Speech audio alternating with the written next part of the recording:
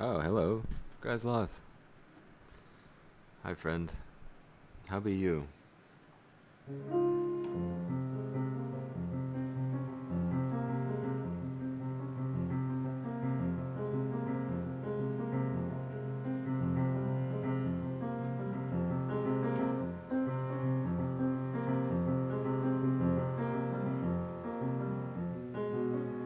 Nice to see you. What are you up to these days?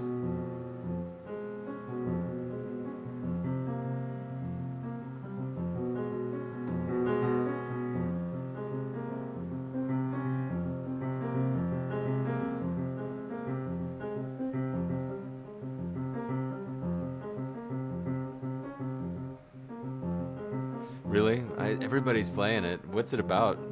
Like even my favorite dev, John Blow, is playing that game right now. I haven't stopped by to see, like my one friend that I actually might have watched play it, wound up refunding it like after an hour. So I didn't get to see it. But what is it?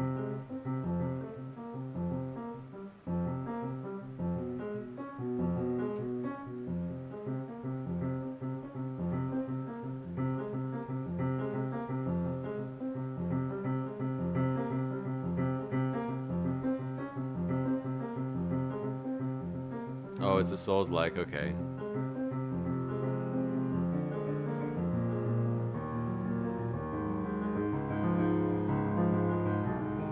Oh, okay.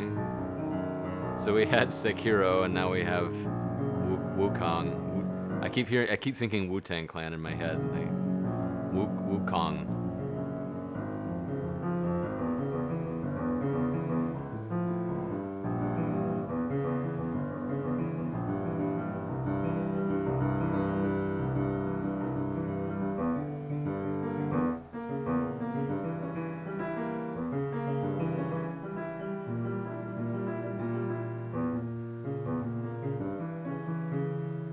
Yeah, I like good, nice controls.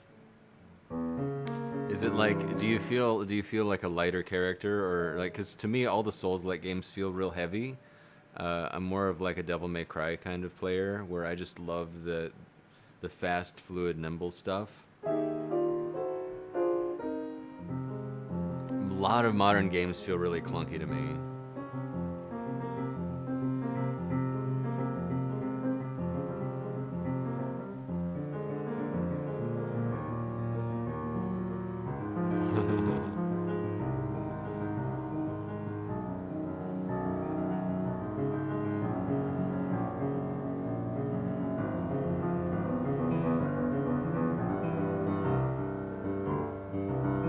I mean, it's a tough question, right? But that's why I try to give you a sort of my weird frame of reference.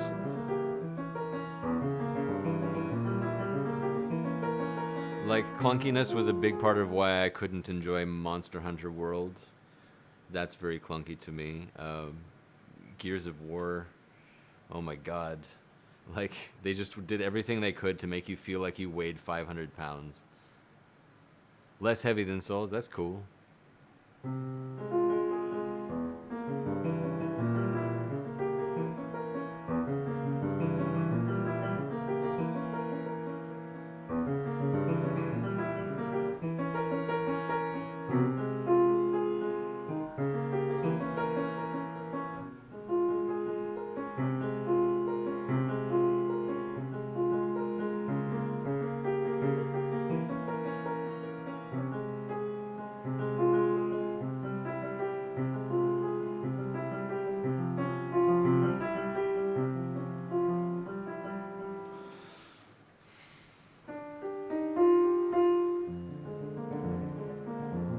You've also read the entire One Piece in about half a year.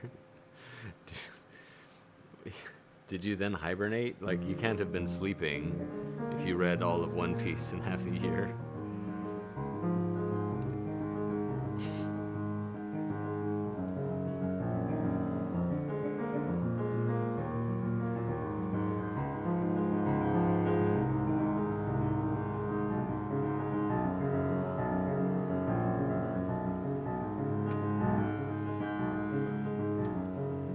So Grasloth goes hard. We learned that today.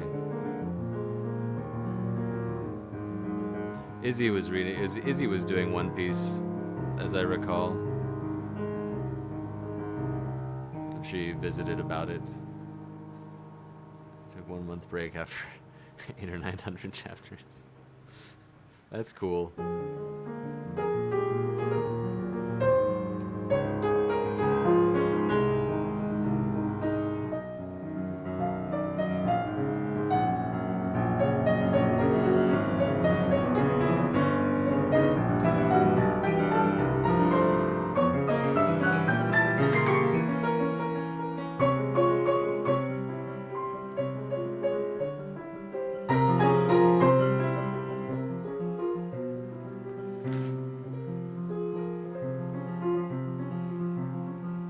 Oh, really? It was Izzy that. Wow. Okay, so she infected you.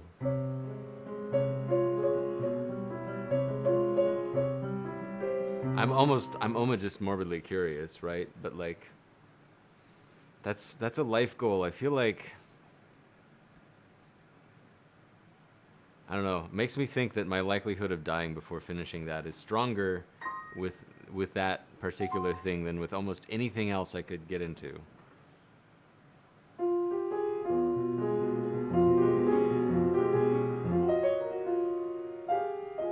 Didn't want to watch it because the anime is so long and full of fillers. Yeah, that's really smart, honestly.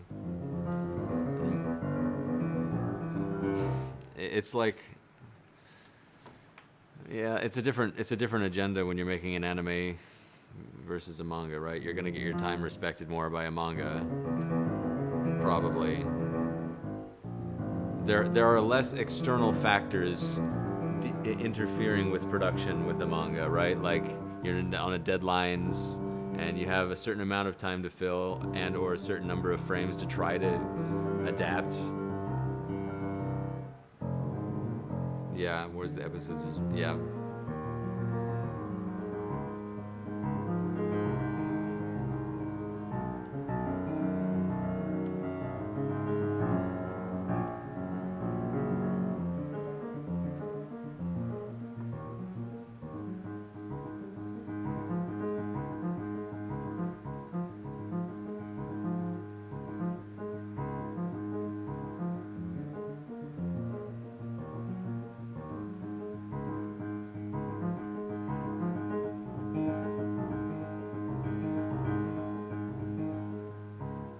Is it quality though? Like, would you, if given the chance, infect another person with One Piece after all you've seen?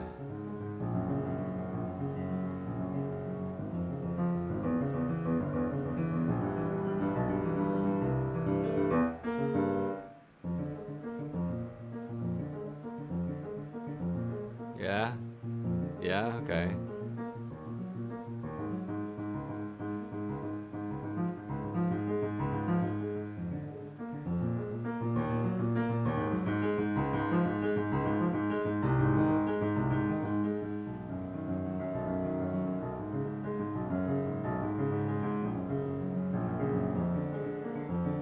Might not be for everyone, but fun to read through. Okay, very cool.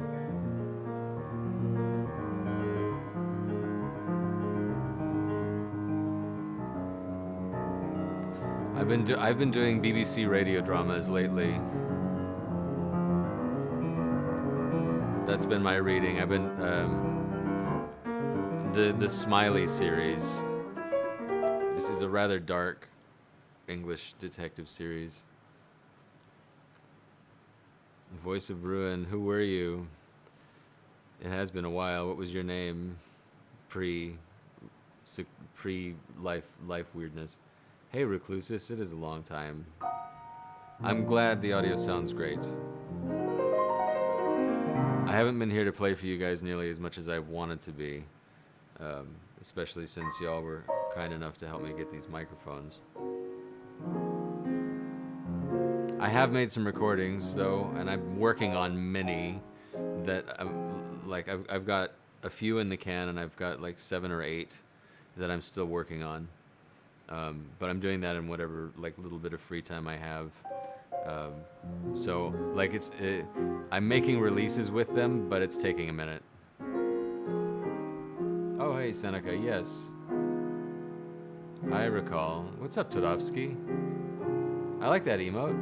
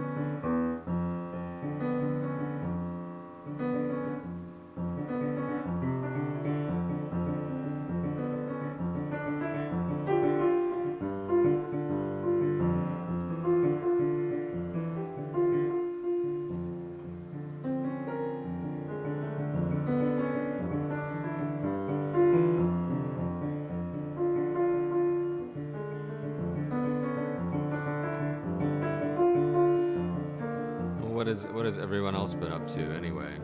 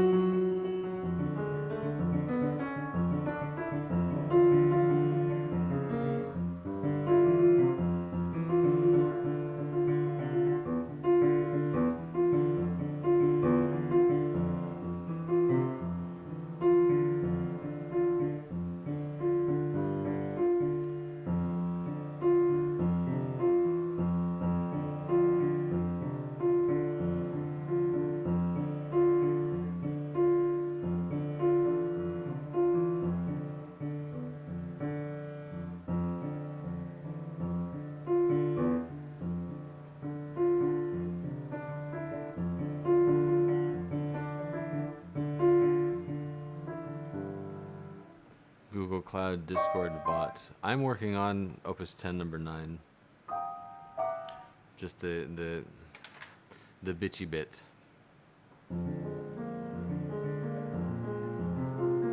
It's one of the Chopin etudes.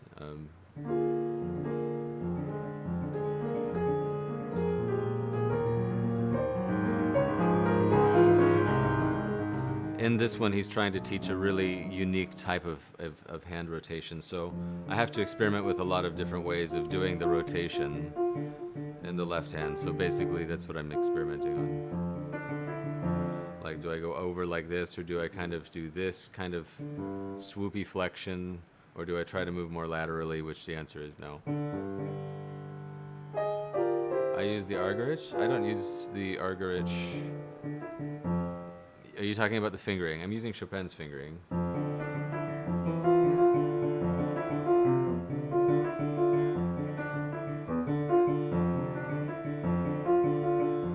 Which is why I make the assumption that he's teaching a certain type of rotation in this piece in particular, because if left to your own devices, everybody plays the piece using the index finger, the third finger. Nobody really thinks to start with the fourth finger. You know, because you're using 5 and 4 to spread a fifth apart. But what that does is balance your hand for this. You suddenly have a really stable structure forming on the upper part of the hand because of it. Oh, I'm not really necessarily pulling. Hey, Eggly. Really? Hey, man. I've done a little more work on it. I've still been working on it as a proof of concept in my own playing, and I've gutted a lot of my playing over the last year and a half. Just like, I don't even play that way anymore. So that's been kind of liberating. I've been taking a lot of these pieces that I used to know and de-traumatizing them, so to speak, and that's been a weird, surreal experience, because I played some of these pieces early, and yeah, just de-traumatizing them at this stage has been a wild ride.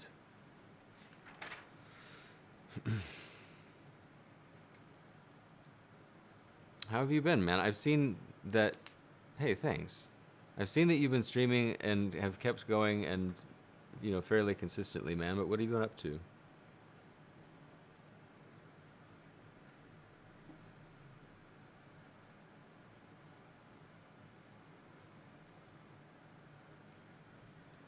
It's nice to see you. You're officially a Twitch dinosaur? Yeah.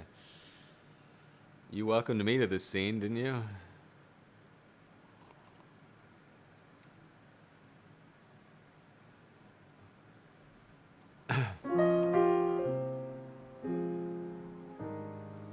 Same old, not really. Done a lot of piano development, I see. Well, the last new real things I heard were like big changes to your living situation. You got in a house. I assume there's like been a lot of work involved, knowing the little that I do about what you actually do. Nice, okay.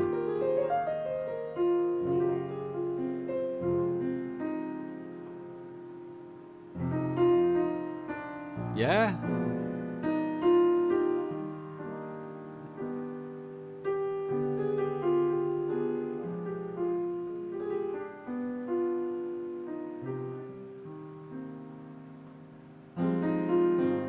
My practice these days just degenerates into this kind of noodling anymore. Like, I can't even stay on topic.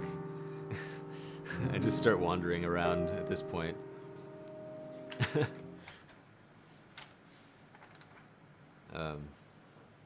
Yeah, a lot of stuff has changed.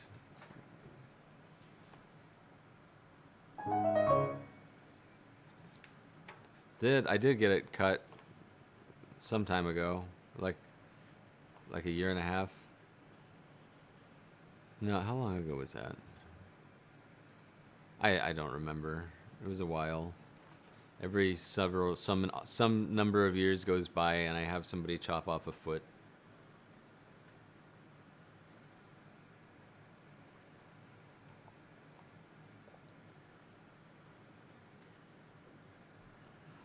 Here's one that's really different now, Eggley.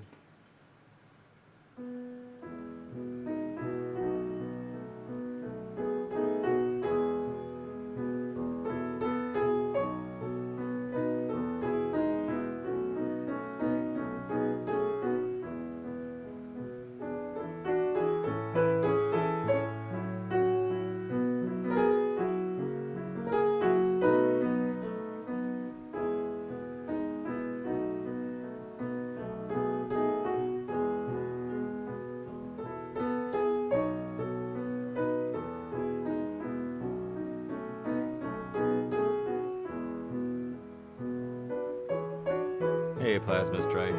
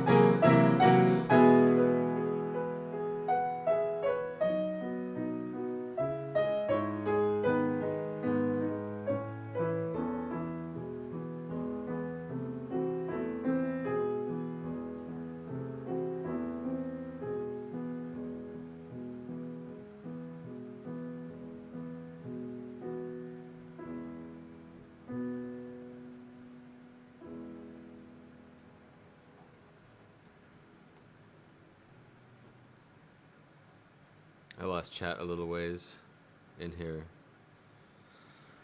Fabio, hey. Yeah, it kind of, if you're used to the piece, it kind of tweaks your ears now, right? Like, where are all the tempo changes that everybody does? Well, I do the one that Chopin wrote down. But he writes, it's so fast. The metronome at 100.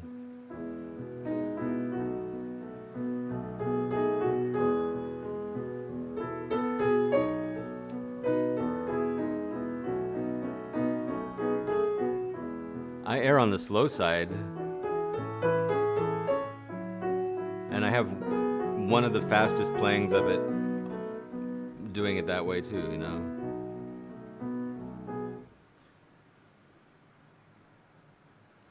You never say nice stuff about my playing.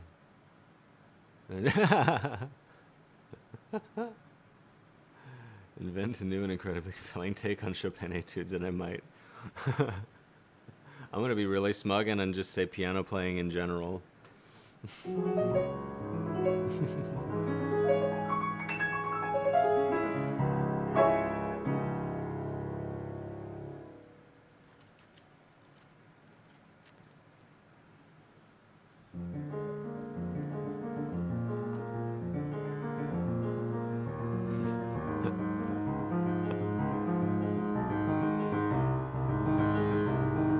those kinds of challenges that get us weird presidents, Egley.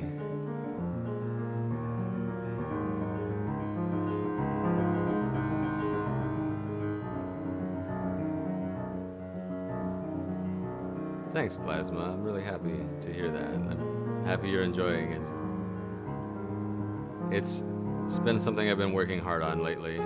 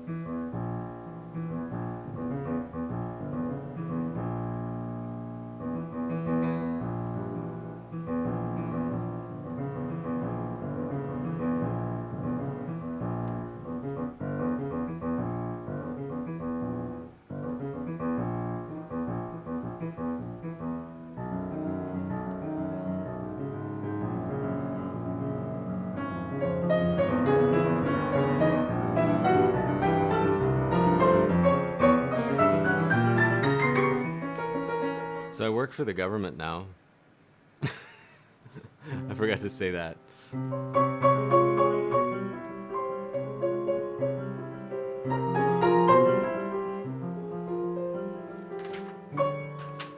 It's really funny.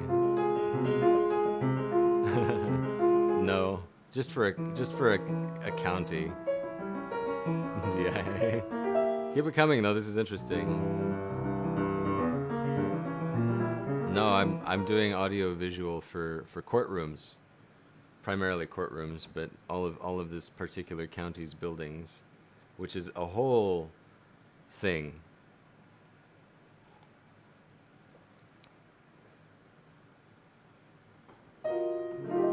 A courtroom is a very live room, and you don't realize that there's just speakers everywhere fighting with microphones everywhere, and it's meant to accommodate a variety of different seating arrangements and circumstances. And so courtroom is like next level challenge to tune and balance a live room of that kind and not get feedback, you know, and have it so that just about anybody can be heard. It's very difficult.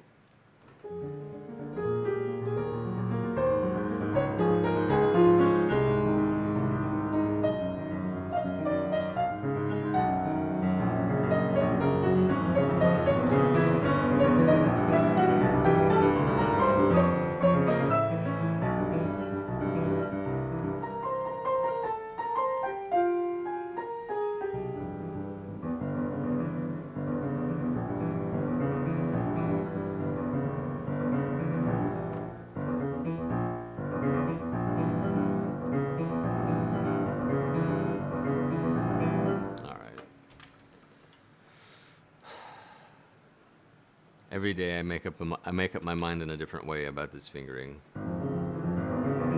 Every day. Like, it takes a long time for pieces like this to marinate properly.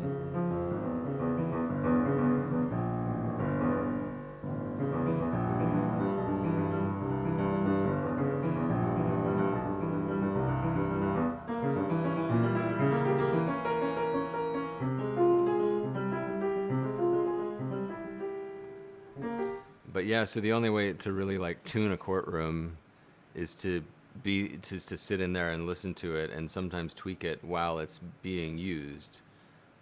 So I've heard some pretty crazy shit come out of humanity in the last few months.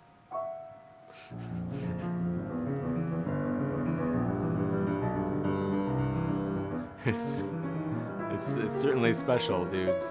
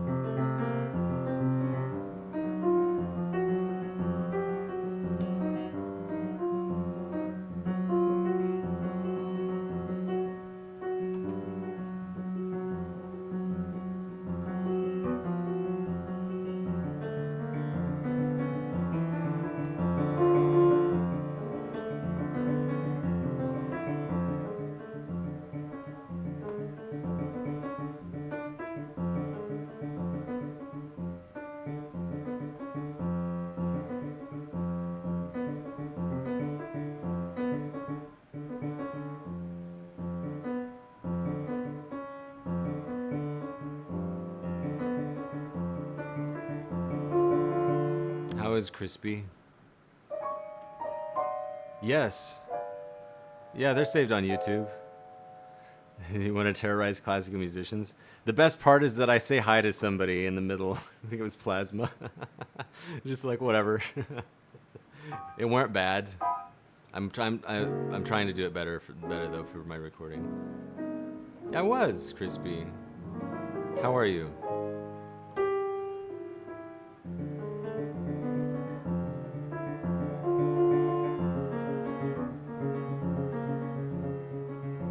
Briefly lurking, heard your name. I'm very happy to see both you and Eggley. It's very nice. The end of your summer break. Yeah, back to teaching.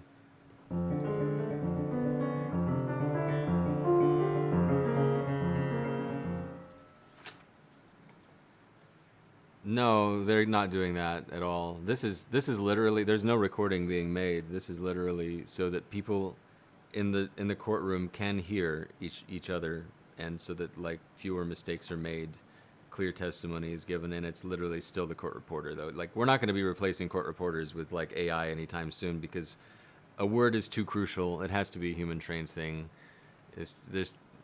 Yeah. You asked about me the other day. Oh, thanks. I'm glad I look well. That's nice.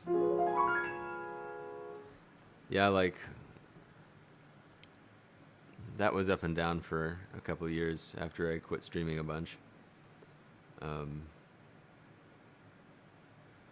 doing whatever I can to work on music with whatever like remaining energy I have right now, and that hasn't left me a whole lot of energy to like stream or do anything besides. Oh wait, I didn't mean to put that away. So I'm just doing what I can. This contract I have with the government is 6 months, and after that, we'll see. I wasn't done with my project though. Got hired at the most annoying time. Final Fantasy XIV Dawn Trail came out, so I had to scrap plans that had been in the works for like 2 years to play that with my friends, and then I was right just in the middle of a serious piano project of mine.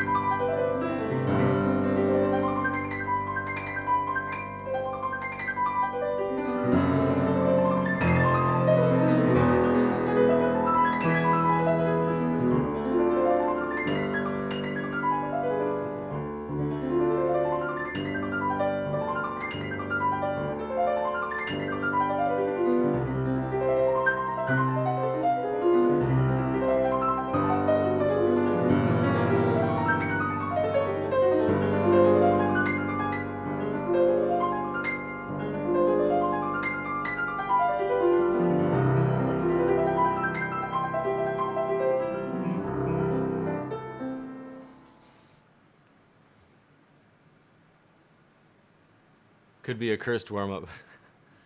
Hey, Fabio, man. It's nice to see you as well.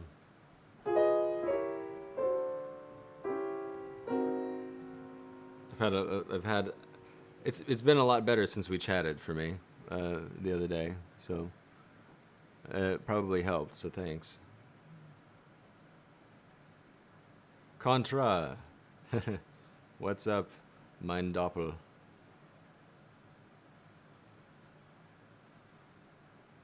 It's nice to see you too. I think yours was the last stream really that I visited in recent days. How did your recital go, by the way? You did a warm up for us, but how did it go? It's usually something of Chopin's these days. Plasma Strike. Baby's first love of classical. Okay. Sixth form.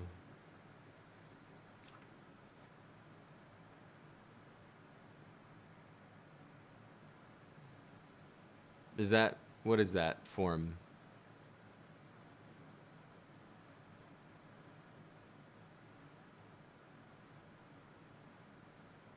Oh. It was pretty good. Yeah, it's fun. That's really hilarious.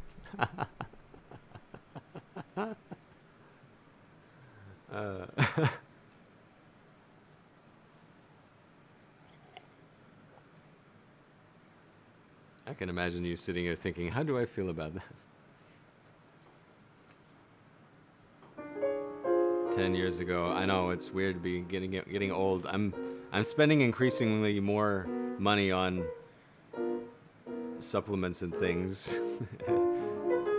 and things that I believe are going to make me live longer these days.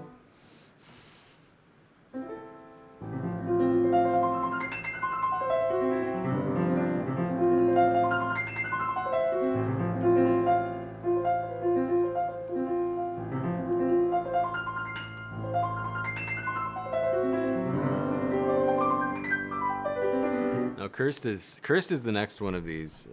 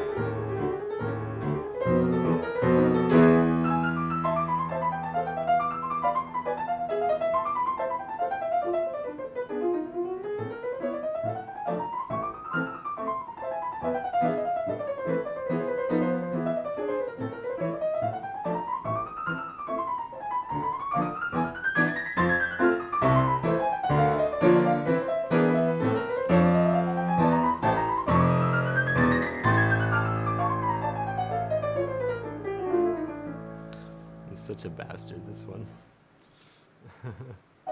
It does, Egley, and I can feel my bad technique now.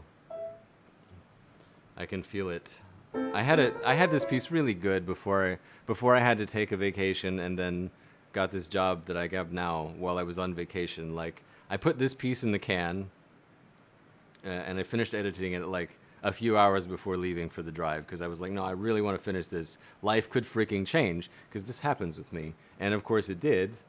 And I haven't hardly been able to revisit this project. But I put this one in the can. I'm probably never going to look at it again.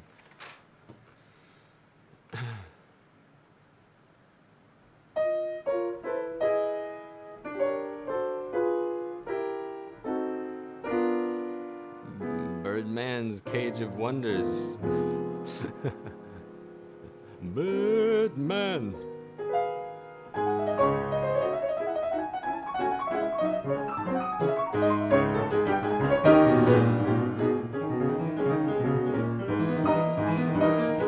This is one of the de-traumatized pieces that I had to really go through.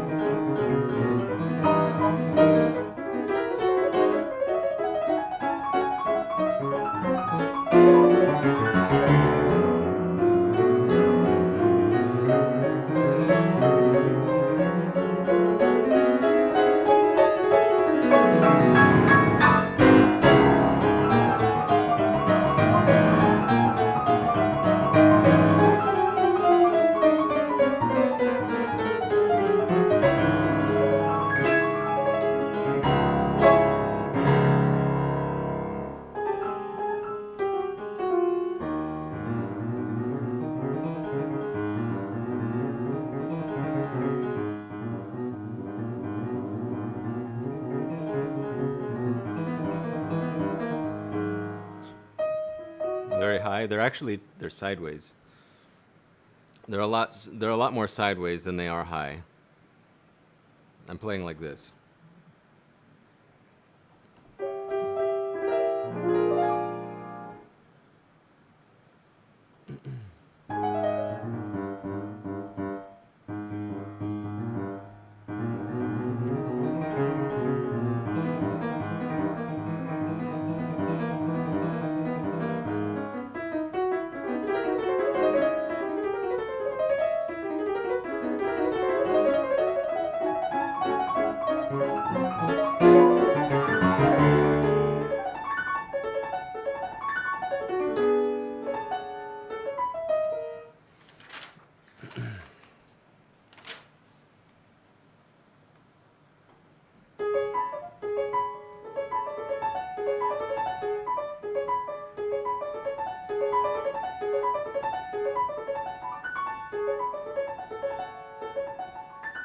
How's this one? This one's, well, they're both really bad if you play with tension. 2 is still worse as far as tiredness, and that's really because of modern pianos.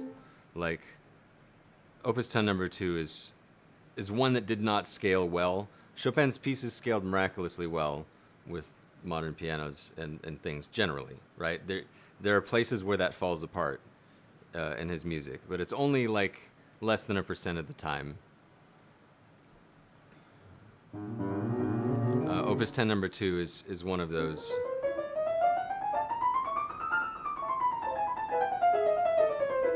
You have to, what you really do have to do is make it feel like this top part is the center of your hand, and it's really not being used in any different way than if you were making the bottom part the center of your hand. So really all of the focus and the weight goes into supporting these fingers up here.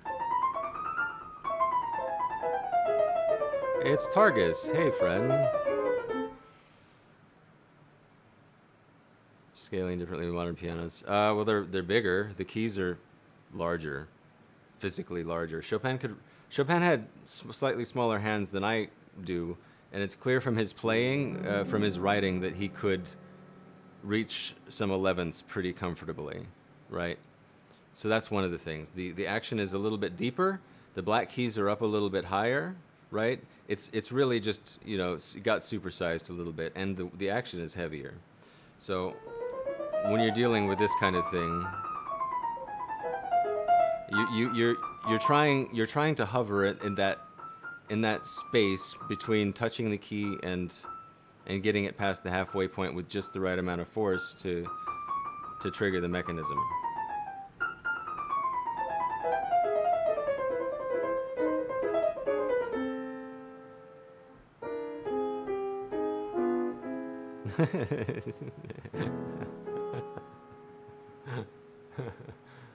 How have you been, Targus?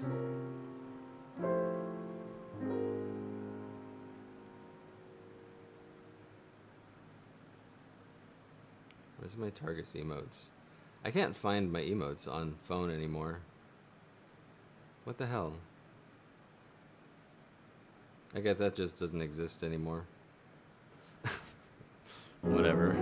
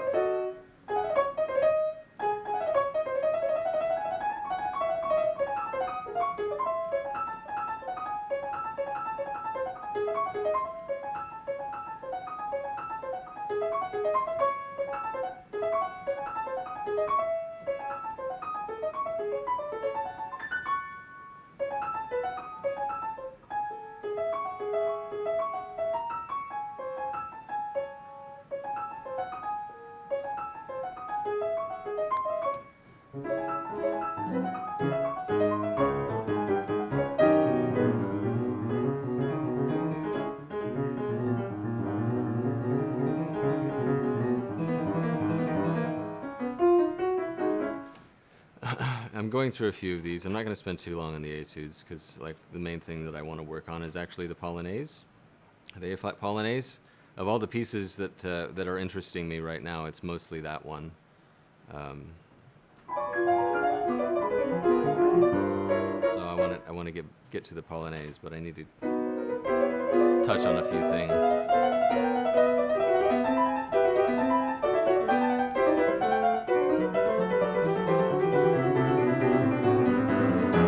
Yeah, it's probably gonna weird people out the way I play that one too. It's strange. But as I dug into it, it sort of started coming together in a very different way.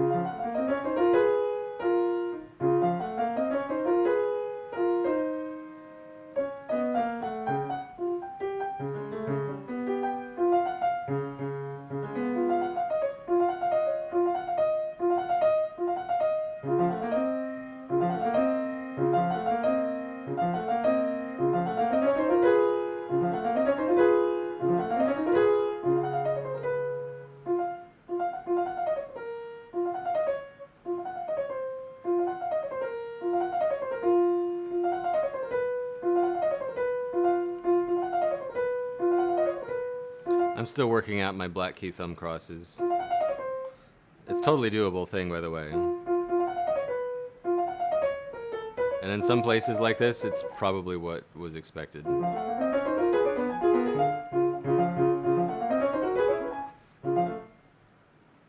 Hello to YouTube, Rodrigo. Welcome.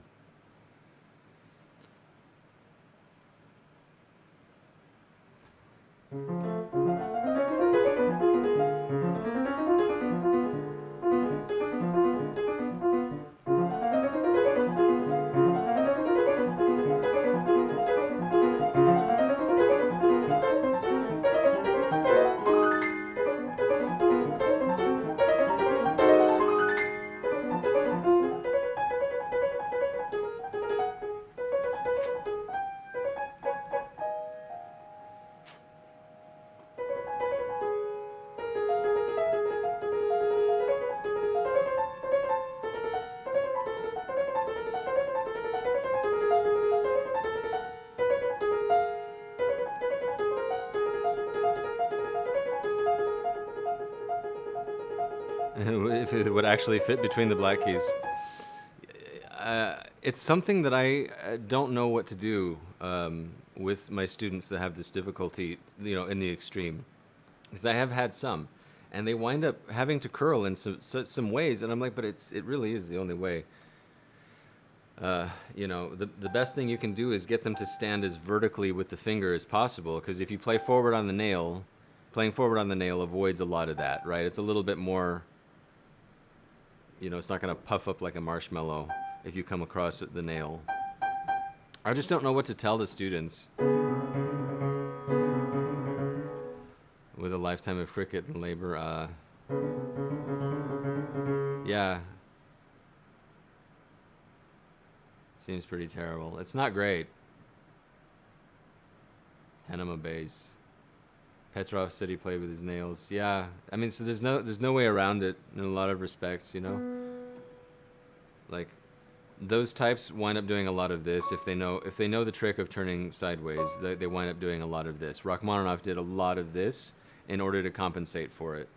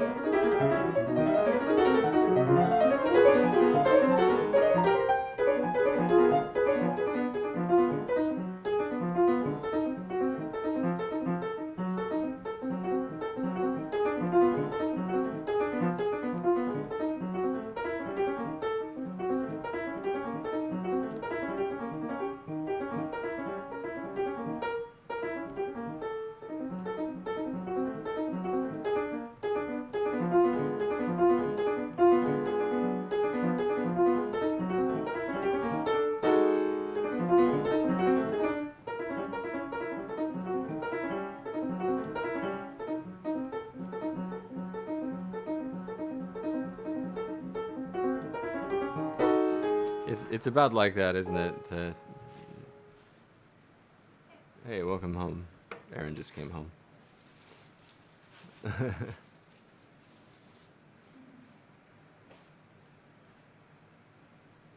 Struggled to play between black keys. This is news to me. It can only be assumed.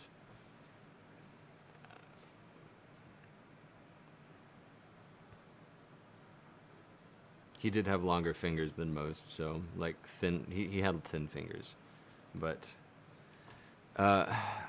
having seen close up a lot of people's hands that were of that size, like I have several friends with huge hands, and like Van Cliburn's hand also has the same kind of problem, and and that's how they wind up getting this curled up sort of thing going on. Like they all kind of did that a little bit.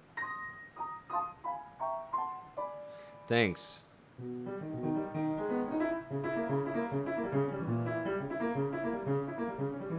I'm still needing work.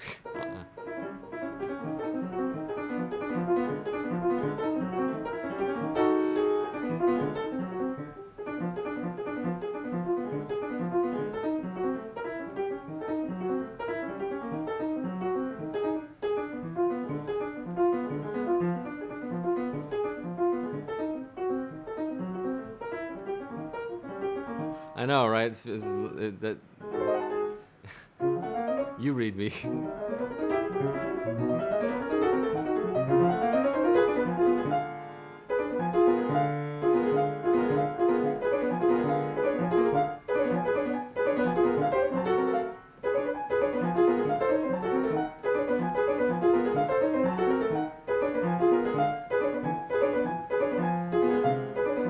Right now I'm trying to figure out why my left hand stops pulling its weight as soon as the right hand comes along. Like, my left hand goes kind of dumb.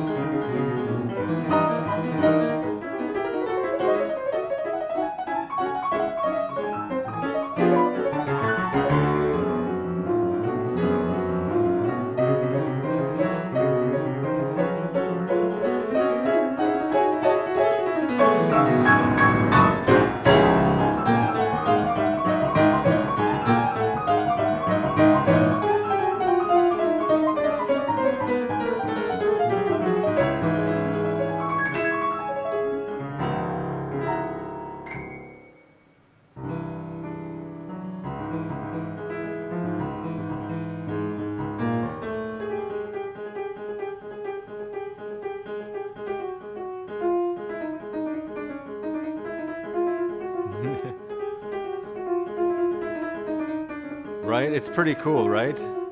Biblically accurate ending.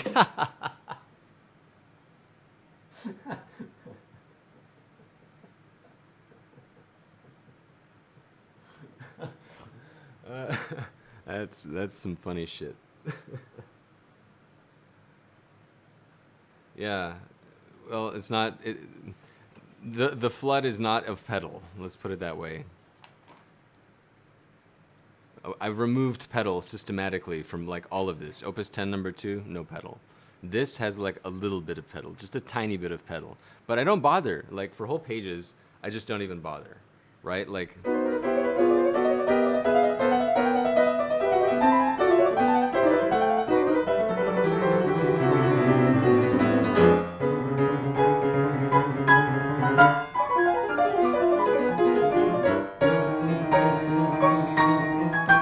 don't need it, you know.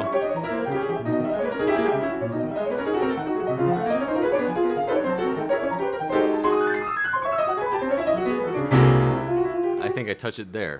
That's the first time I use it in that whole part.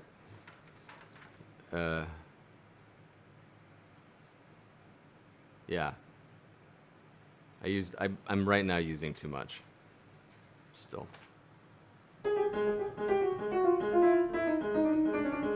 Aw, that's really kind of you to say. Yeah. So plasma strike, what these pieces are etudes, and etude is French for study, right? So there are specific studies. Each one has a topic or two, and through the mechanics, Chopin is taking a kernel of a topic. In this case, the four-note group. That's the theme, right? So he offsets it there because there's four notes ascending. And the whole thing is built on just the four-note group. And what can be done with this hand motion that goes like this, right? That's a big part of it. Is there's a whole hand motion with it. And it's very screwdriver-like.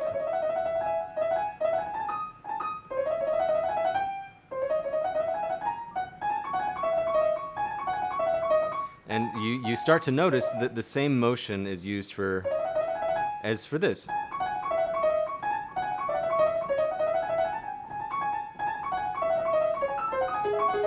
All of these things incorporate some element of this motion, and usually in the exposition, like the very first measure or idea that you hear in one of these is the idea, right? So this is an exploration of basically this hand rotating thing, and there aren't words for it. That's the problem. It's like this is where we dip into sort of adjective land. It feels sort of scarier when there's no pedal wash over the top of the wall of notes. I know, it is. You know, and right now I'm still debating if I should have it on the.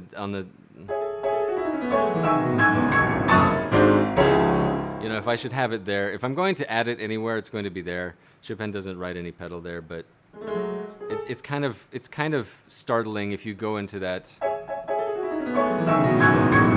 And there hasn't been pedal the whole time. If you're already fortissimo, the pedal makes for a nice triple forte, you know. It's one of the only times that Chopin bothers to write triple forte.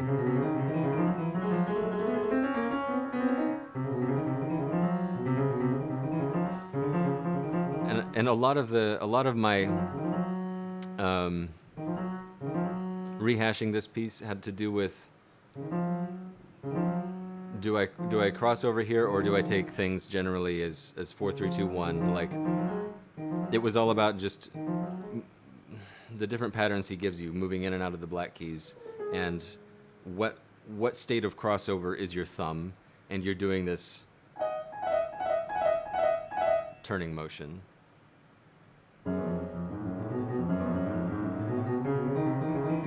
Yeah. It's a lot more ergonomic too. Like, if you stop trying to play, you know, flat hand.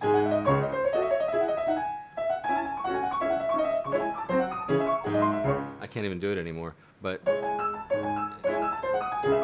that's kind of what you hear everywhere, is most people are playing it flat-handed.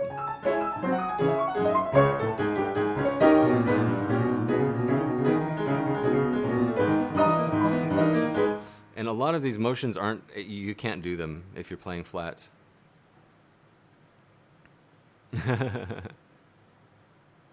Probably stick to the pattern. Yeah, generally speaking, Range Cat, I find that if Chopin's giving me a pattern, he's very honest. It stays true to that thing that he introduced. You know, like, but sometimes when he changes it, you're like, okay, what's left? And through looking at it in the different ways, you see the kernel of what the idea was. Because sometimes that's just the hard part. Like, you think you understand what the idea of the etude was, but actually you had the motive wrong. This happens a lot, I think. Happened a lot to me. How are you, P Black? Graxonov. Hey. I'm practicing EDF. Thank you for wanting a request, but I don't do those, unfortunately.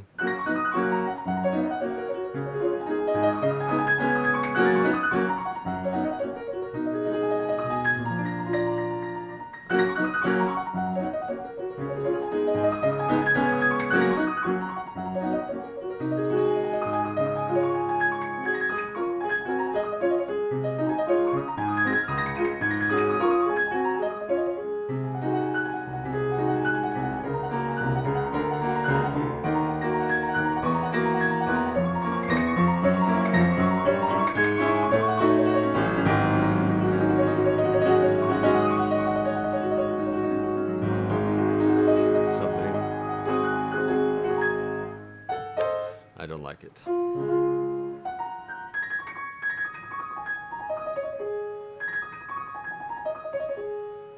Paul, it's so nice to see you. How have you been?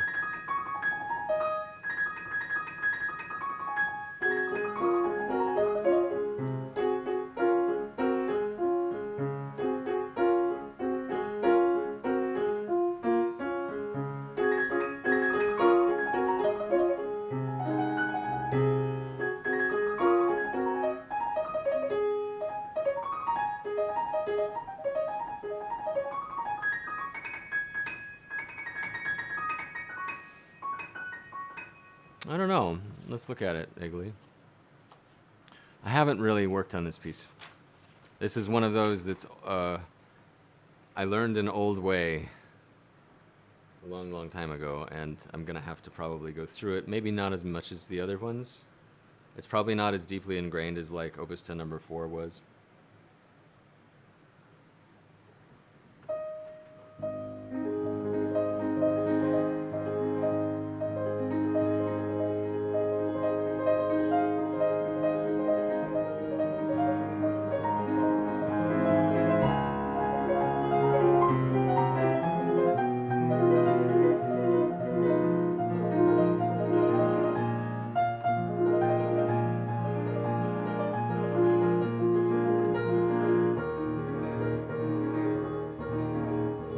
Yeah, see, I rearranged the thumbs in my young hubris.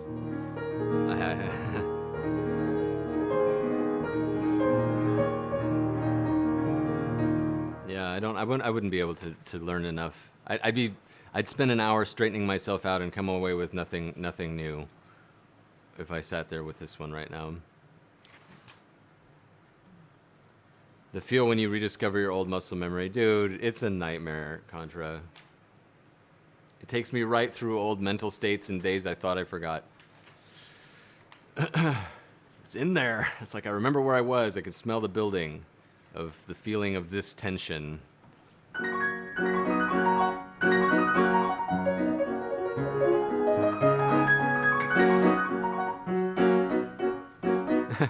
Here's a funny one. I use 112 for that, for these these B major chords.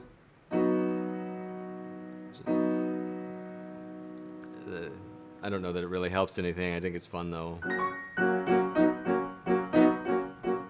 Kind of helps me do that though. So I can push on it. See.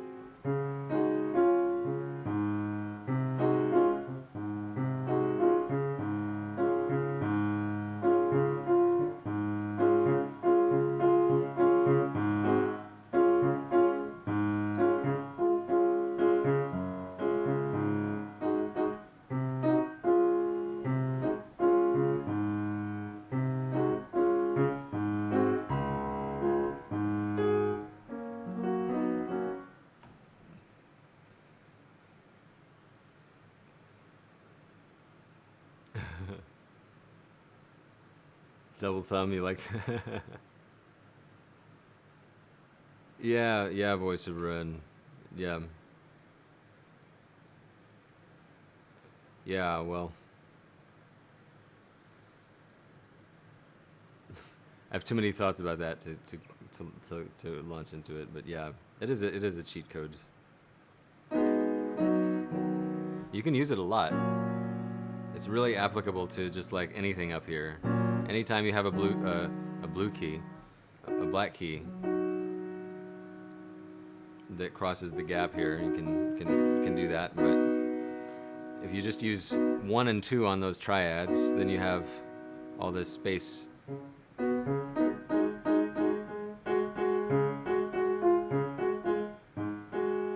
I even do the sevenths here with 1 and 2 because this is the kind of motion I'm getting when I pivot like this. You know, if you were to try to play flat, it's never gonna happen. All right, voice. Thanks for being here, aka Seneca. Take care over there.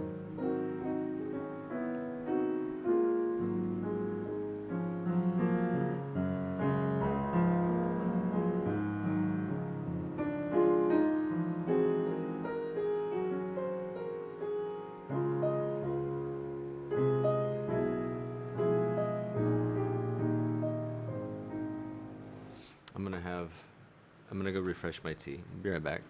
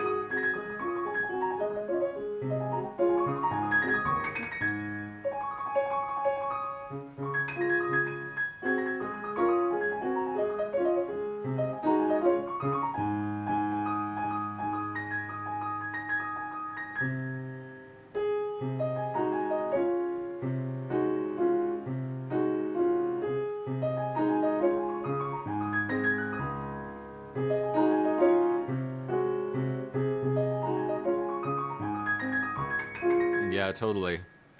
It totally is, Brendan. Um, yeah, if you just sit at a chair and give it a try, drop your arms, they're naturally like this. Um, when they're at your sides, you bend your elbow. This is the resting position. We have to do. We're at the extreme of pronation if our palms are parallel to the floor. Right. Any farther, the elbow. I mean, even when you're here, the elbow starts to flare out. If you have flat palms, elbow flares, and so, you know, the supination, the other side, is like this, right? Well, elbows tucked in, fine, but it's a large range of motion if you think about it, and this is at one extreme. To go any farther, it involves the elbow, right? Which we don't really want the elbow to be forcibly flapping either, right? Which is what's going to happen. So, trying to take a lot of things at a 35-degree angle, roughly, or you know, a little less, a little more, but pretty much with always this knuckle being the highest point of the hand is what I've been settling on lately.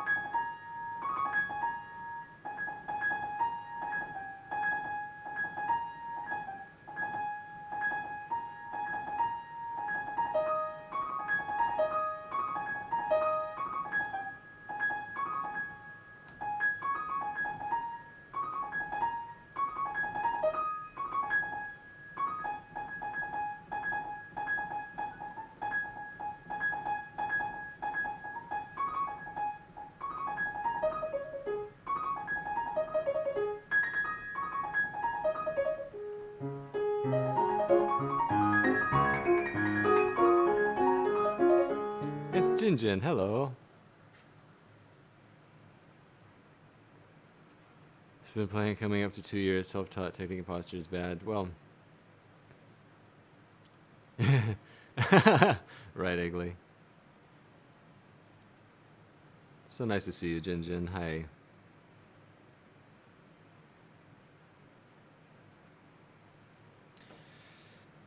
Well, the thing is, Brendan, is that your body, if you start to learn to listen to your body, which is what needs to happen underneath everything, because your body's going to tell you what it does and doesn't like.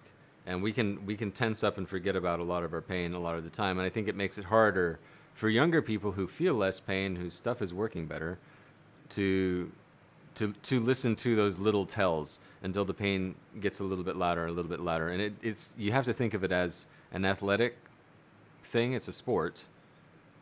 It's not a sport, but it's an athletic thing. So injuries in this sense and the things that happen to our body are basically sports injuries. And they're not special, but better to be treated that way.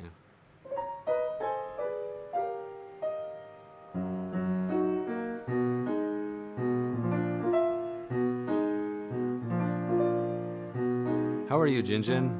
I miss all your streams now because of my job. I hate it. I hate missing everybody sometimes.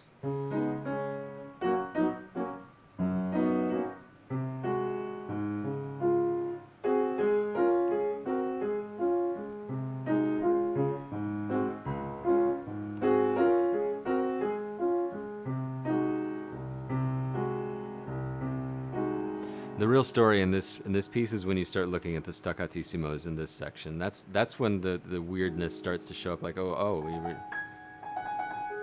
the hell are these motions that Chopin wants me to do? When you realize that wedge is not an accent, but it's a staccatissimo. It's shorter than staccato. Right? Everybody plays it like an accent. In Chopin, that's a lie. Chopin was taught first and foremost by a string player, so that string player was going to use articulations in the way that string players did. Staccatissimo is a part of the string repertoire, but was not used in piano sheet music, up to that point.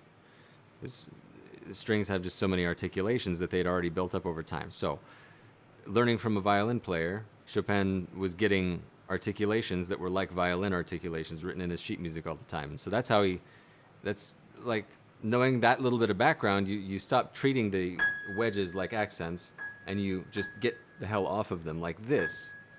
And if you listen to all different instruments and ask them how they play staccatissimo, not one of them that I could find has you accenting.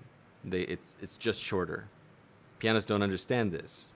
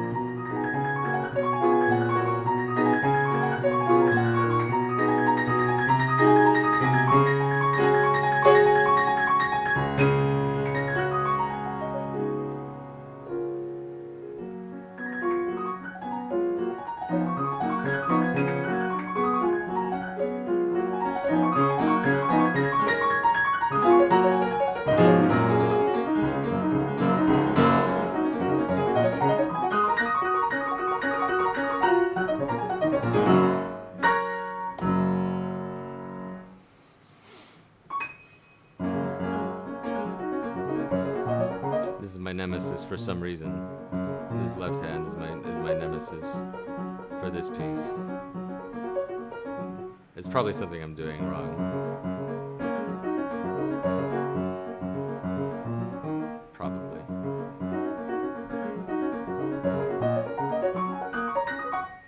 It's that middle finger. It doesn't like to trade off, right? It doesn't like to trade off between the second and third very accurately.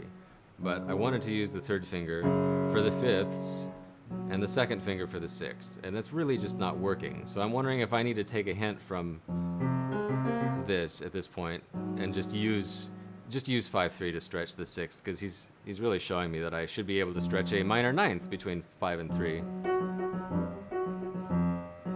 You're like, get good, scrub.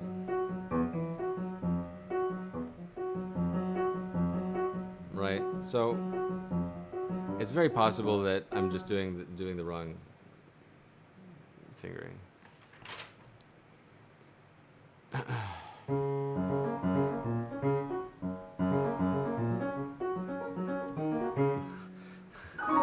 I know, it's so vulgar, wouldn't it?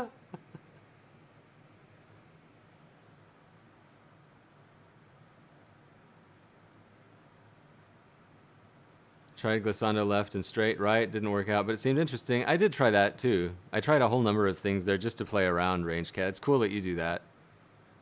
Did he write about his notation? A little bit, but it's all contained. It's contained in the context of all of his pieces. Like, if you play the Mazurki, you'll learn how he uses the staccatissimo to add time, and how a staccatissimo for him is like a resetting of the hand. Like, go ahead, pick your hand up and move the damn thing, right? And that also changes how the ends of each of these phrases come out. That last one is a staccatissimo.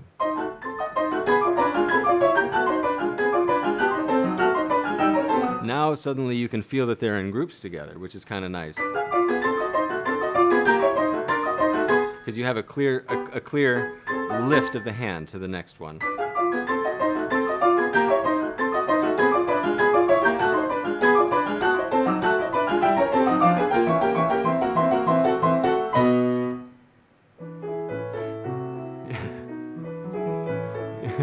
Eggley.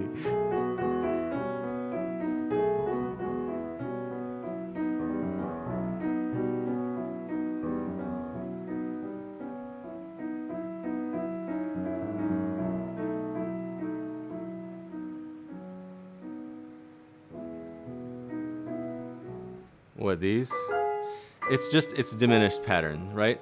Okay, so here's a nice thing that we can talk about. Speaking of what is the theme of this etude, well, it's a 2-note slur, right? And also these 4-note groups. Dee-da-dee-da, because that starts with dee-da-da-da, right? And the motion here of the accented syncopation, keeping the thing moving forward, actually, if you do it literally.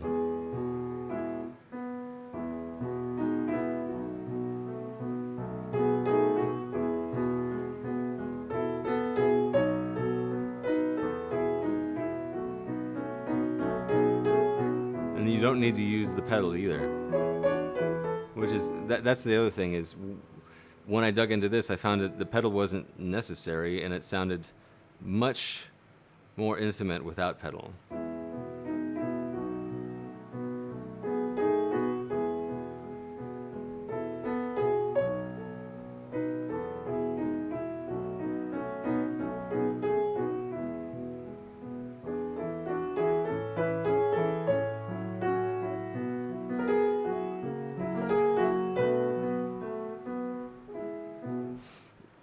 I like that piece too much. I get stuck playing it.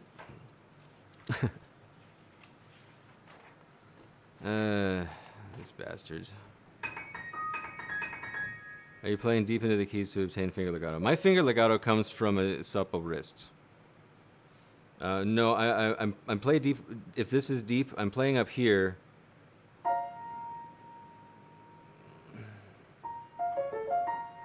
Well, let's see. Yes, you're right. Actually, yes, I misunderstood. I was thinking of depth right in the beginning, as this is down. You mean farther in, don't you? Yes. Deep, like pushing into the keyboard. Oh no, I'm not. I'm not pushing. I'm pushing as little as possible after the notes. after the notes have sounded, I try to release as much tension as possible without the key coming up, basically. I let these tendons do a lot of the work. And having my hand turned this way is like voicing cheat. You know, and you can, and just transferring a little of that weight through a straight finger into the melody notes, you know, can do wonders. There's two ways of doing it. That's fine too, right? Sometimes I play it with 5/3 and I don't do the crossover. Either way works.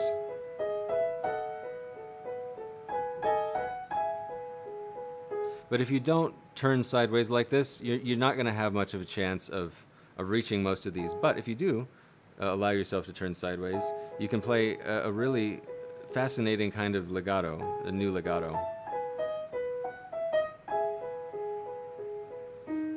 And your hands don't have to be huge to do it.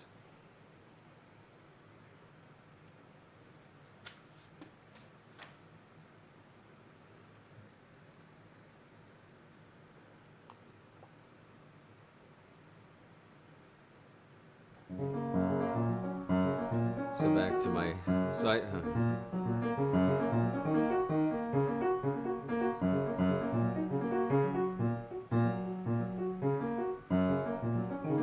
I don't know, that's going to annoy me. If I get into that, that's going to be annoying.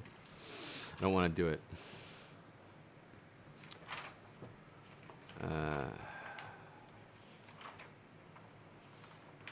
Okay.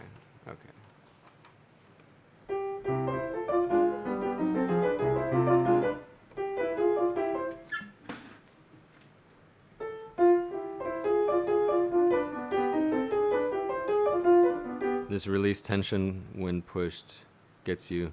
Oh, because like when you depress for a clean attack quickly, and then you need to release as much as you can without a buzz. Is that what you're talking about? If it's fretted.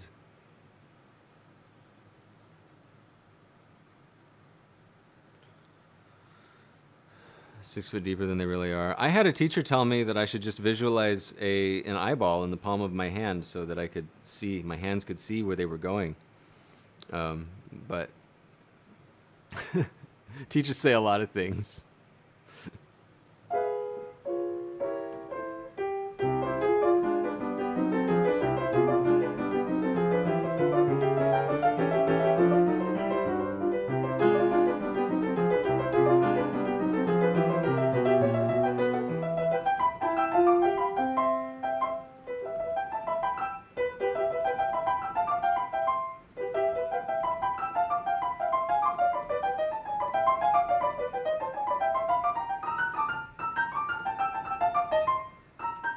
And the muting.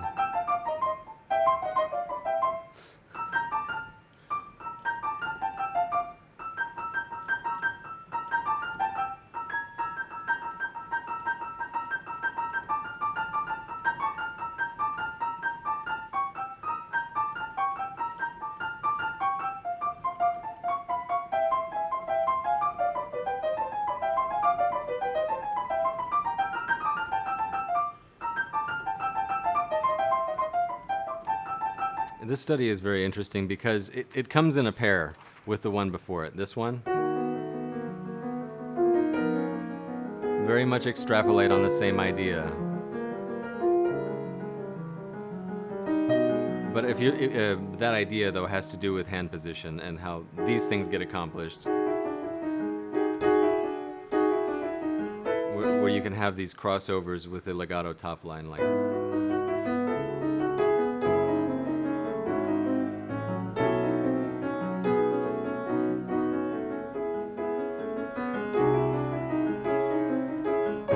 So in getting our hands to turn more like this, then he gives you a different kind of bouncy, like a different way of using that turn, in which the faster piece of these notes suddenly become possible. It's the trick to the second ballade coda as well, I think. But repeated notes by themselves are a real prick, right?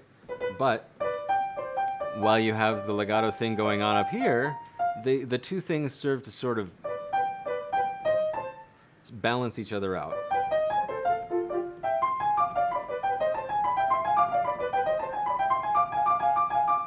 Because really, you're doing this.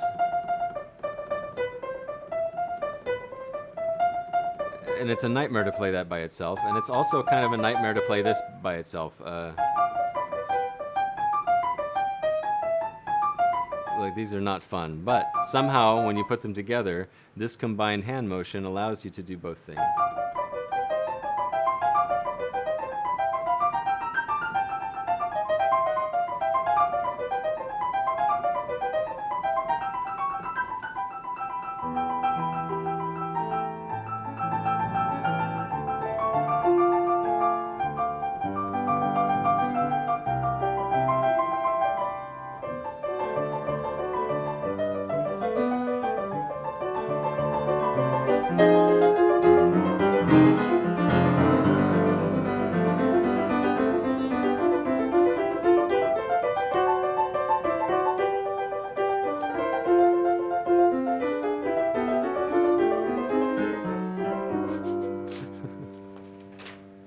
Stinky. Sorry.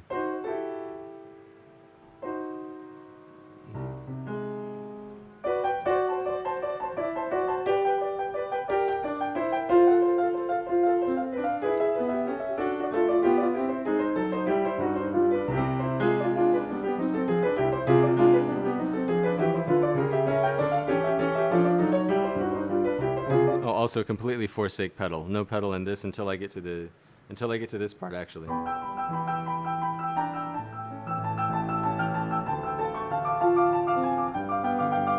Because really, no need. Again, it's weird how it works.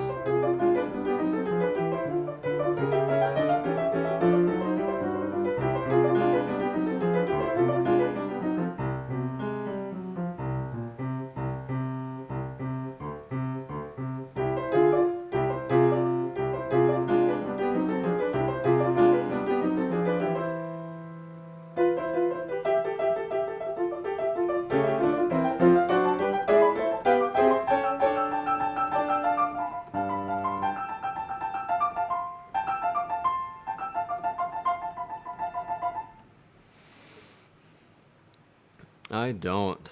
I like all of them. Start with Opus 10 number 1. If you're looking at etudes, well, that's kind of why I'm doing them in order, and why I haven't practiced Opus 25 at all. Is I feel like the order is intentional.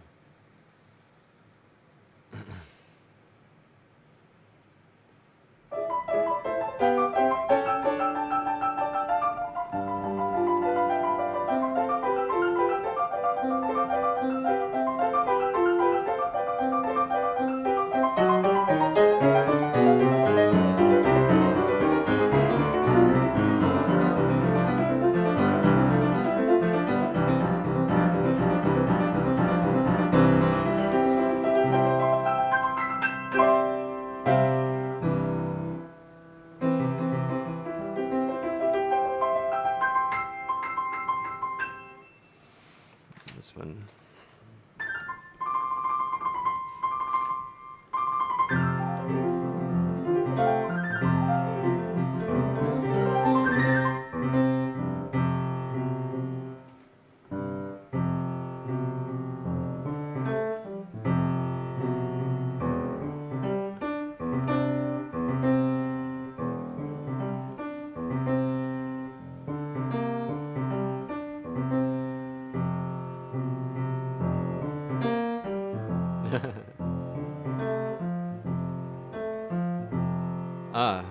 Yes, I have. Opus 10 number 1 is scary. It is scary, man. There's no way around it.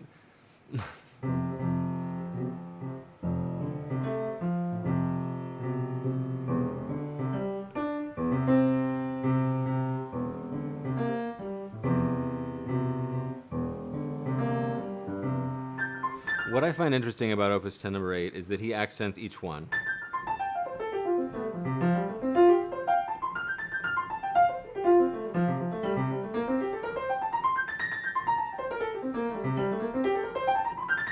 What you have to do with your wrist to accent each one is go past the point of prone, right? He's actually showing you how to use some, because the weight falls in different places. If you accent it going down, fine, but when you have to accent it with the second finger coming up, it has a certain physiological demand on your hand. It's otherwise not very comfortable to accent that second finger. So the only way is to turn your hand a little past prone and rebound on it. That's why he's giving you a nice rocking motion of the figure.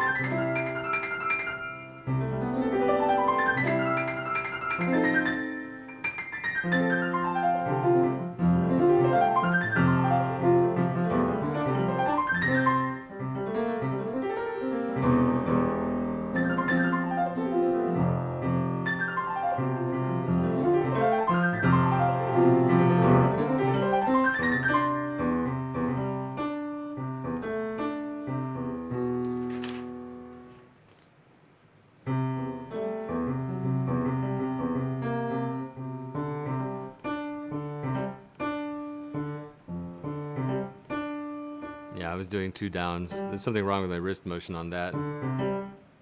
It's an up down, and not. It's just now.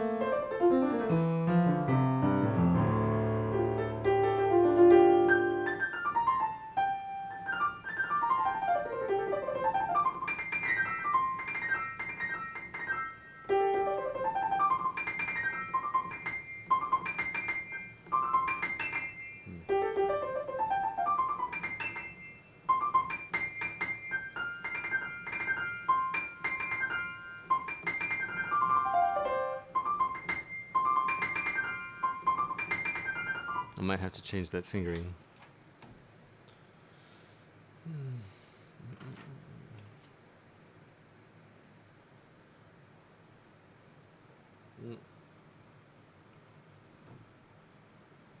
Maybe not.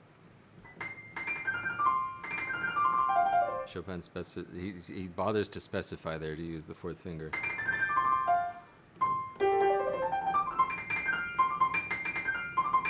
5-4-5-4. I see. Yeah.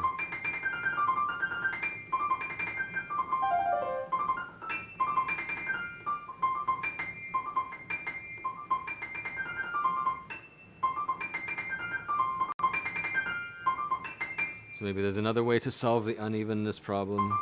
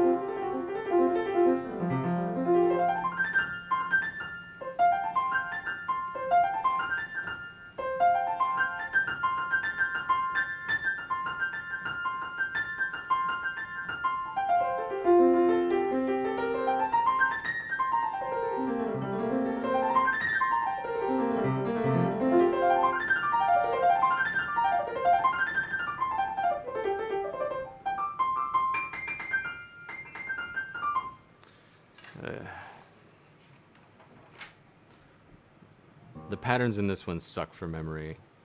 I hate it. My memory sucks at these patterns.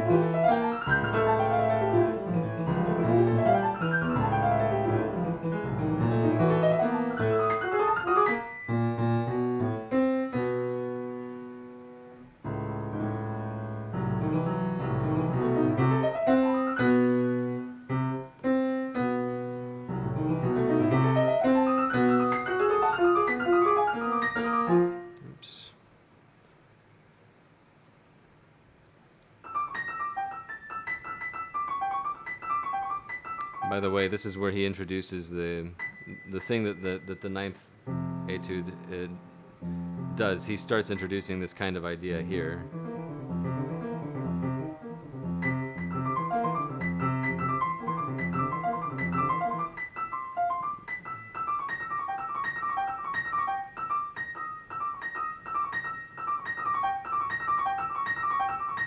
Really, really awkward to try to just play with your fingers, but if you find the right rotation with it,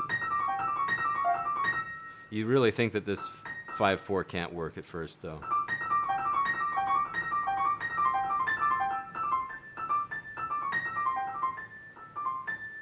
Whatever it actually is.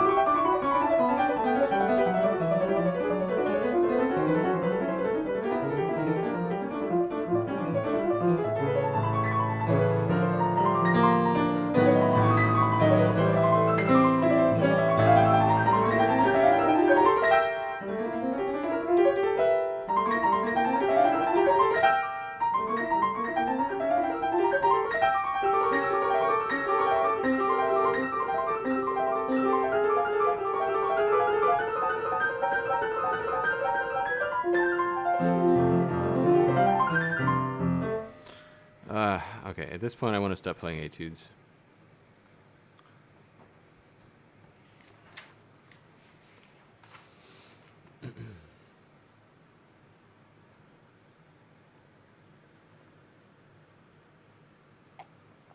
Something with a little more meat on it.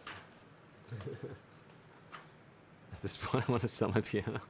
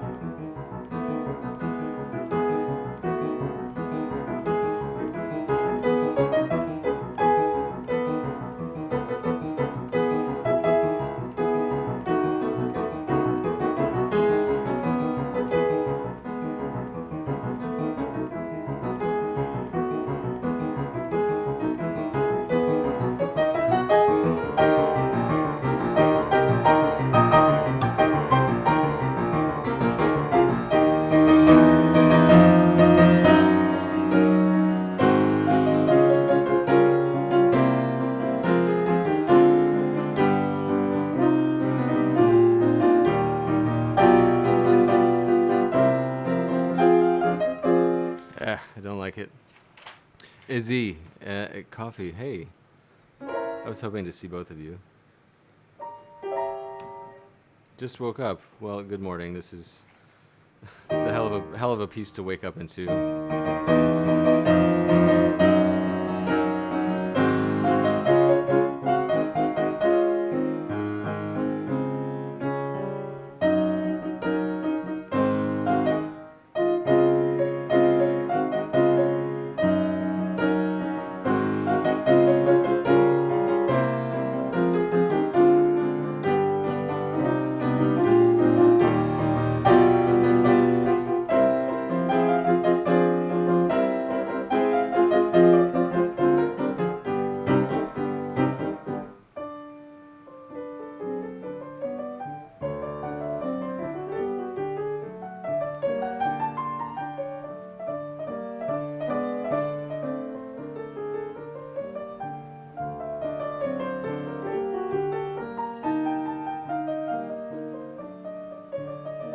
Whatever it is, I can never remember this part.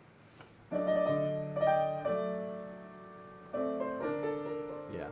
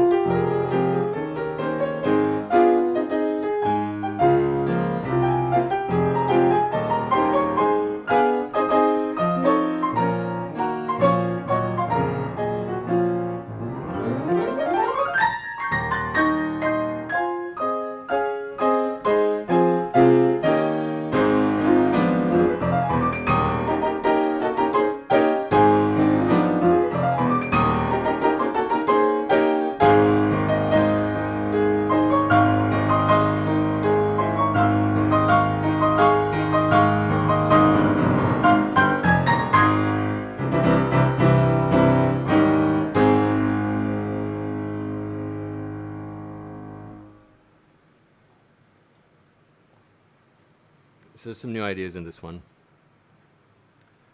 Is it? No, it's just daytime. Hey, thanks, Big Coffee. This awful Twitch mobile is yeah. Izzy, it's so nice to see you. What is up? Do your morning things though. Don't answer me until you feel like you feel like it. I would love to know what's going on. So I read it a few weeks ago, can't tackle it yet. It's been where, like, it's been where my mind keeps going, so I just had to, like, it's been getting a nag. A serious nag for this piece.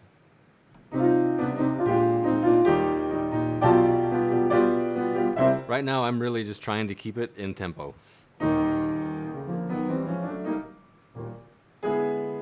About like this.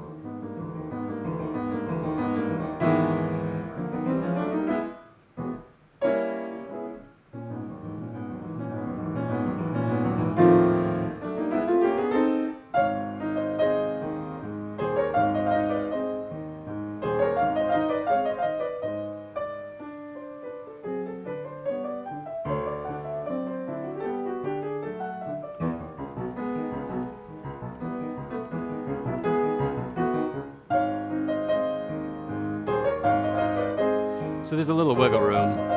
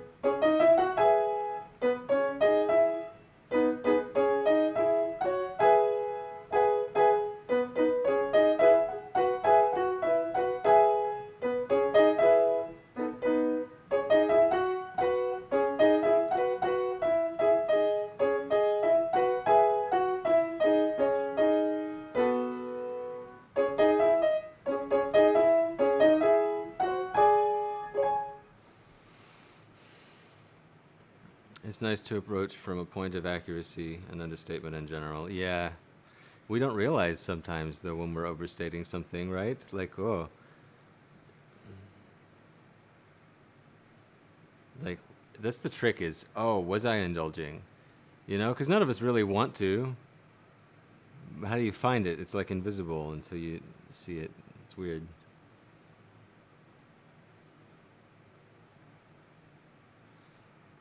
Rather than indulge yourself, yeah.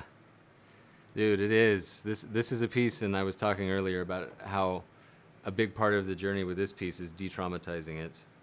And that's what's really caught my interest lately is de-traumatizing this piece in particular.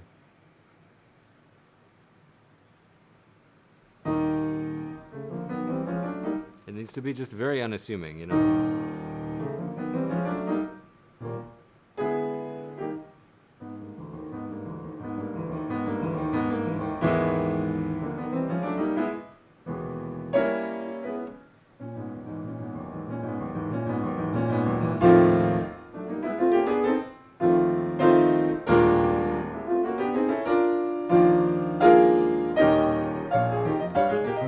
If I make a big rubato over there, it's like I'm trying to work it out of that beginning because you can probably hear there's a tug of war going on with my rubato in this business, and that's just remnants of this old, you know,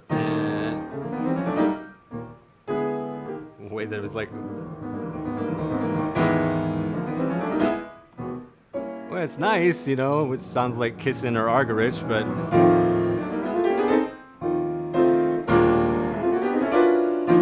What does it have to do with anything? It really doesn't.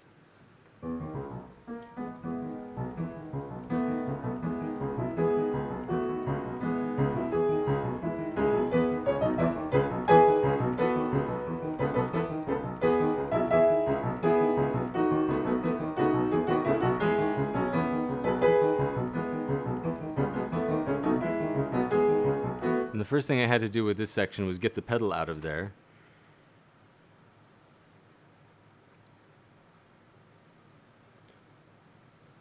I often wonder what NP is up to, Megali. Quite often. Probably fun and good things, though.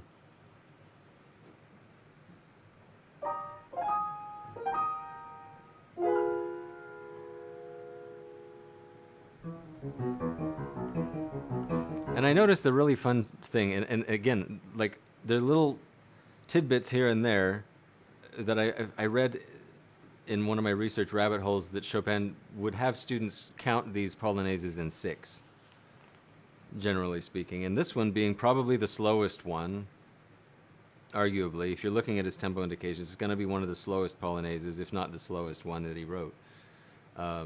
Really particularly lends itself to counting in 6, you know. And that actually weirdly, you know, normally I don't like subdividing further in a piece, but in this one it really does work. Da, da, da.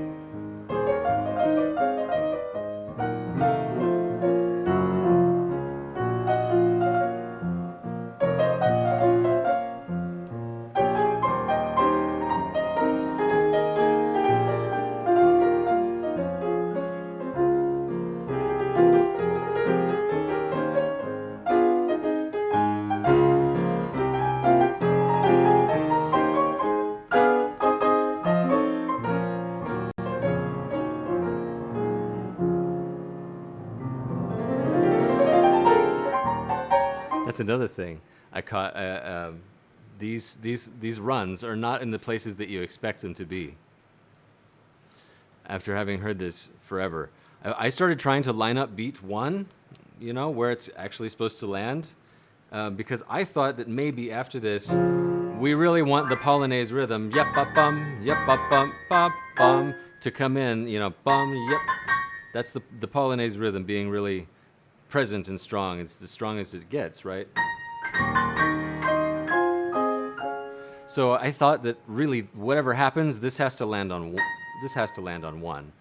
But man, us pianists have been guilty of sinning against this measure for a long, long time.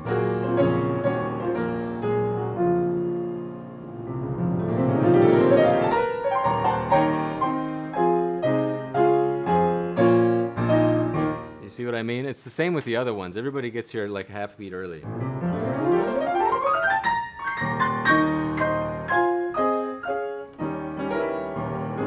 So that's been fun to try to like tighten up. My tempo was so all over the place. And practicing this piece, you can't really do it with a metronome. Like you can do it with a metronome, but I honestly wouldn't advise it as much as my tempo has needed fixing. It's much better to compare and contrast, like jump from section to section and make sure that this is where you want that section to be, you know, while keeping...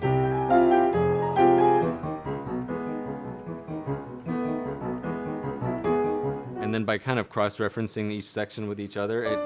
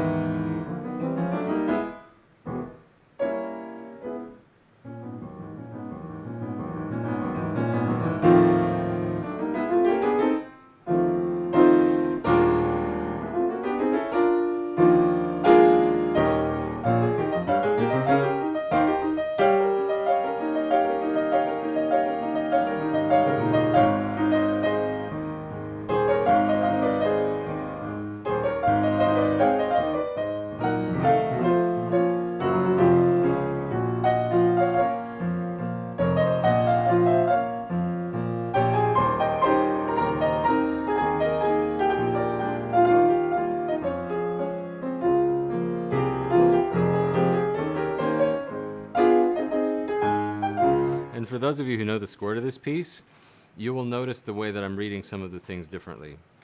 When he bothers to give me a rest, a 30-second note rest, because like why would he bother? He does it in a few sections. He's really telling you with his different accents and with the rests that appear sometimes where the stretching of the beat actually is. He spells the rubato out for you in this way with these articulations by giving you like a long accent, a dotted note, dotted rhythm, but then a rest for you to pick your hand up. Why not do the same thing? It's not the same thing at all. It's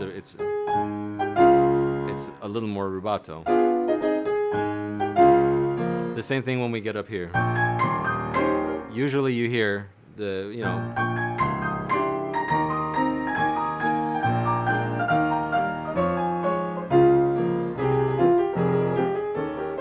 it's generally just kind of goes forward at the same pace, or it rushes, or it kind of slows down for the first one, and then they go back to tempo on beat 2 or beat 3, right? But I think that it's stretched all the way down.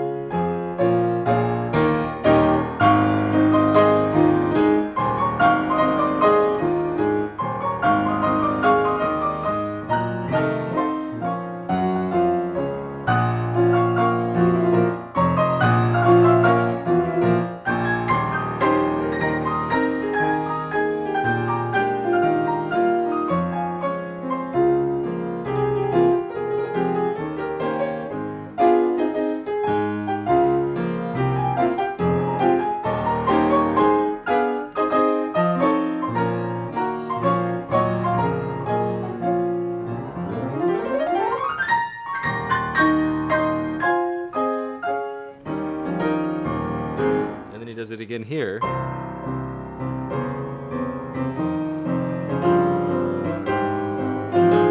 And that one's tricky, right? But maybe if we look at them the same way. Bum, bum, bum. So these we come off, and these are slurred.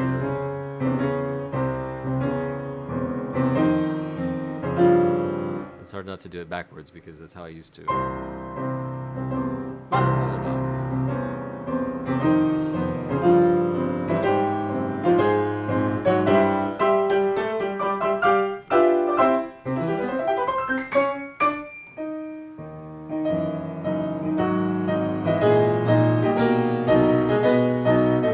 I'm still doing it backwards.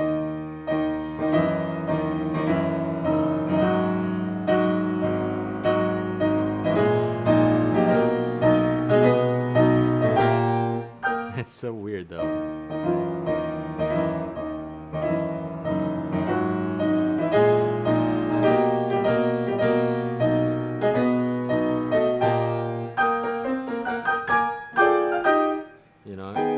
I can barrel through it and kind of give it an effort, but I don't really have a plan here yet. Oh, let me, catch up. I got obsessed. She's still in the Keysight credits as a tester. Great. A lot, but not a lot has been going on. Feels like it's mostly just health stuff. Mental health, body health. I feel you, Izzy. Slowly, music is becoming a hobby again. Interesting.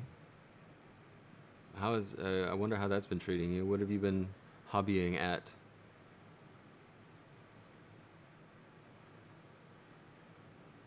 Do you have your instrument? Or are you working on something else?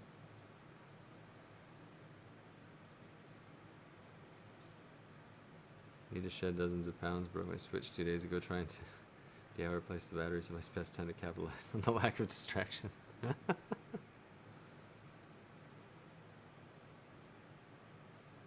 Yeah, sorry. I just kind of assumed that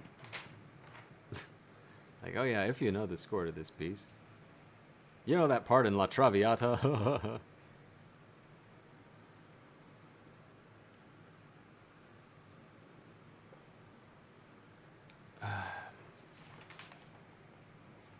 But he's alternating between giving you the dotted rhythm, you know, where obviously it's 3/32 either way. The dotted 16th note, D, no, not that one. Like, those are the dotted without the rest, right? But with the rest, it's something a little bit more like.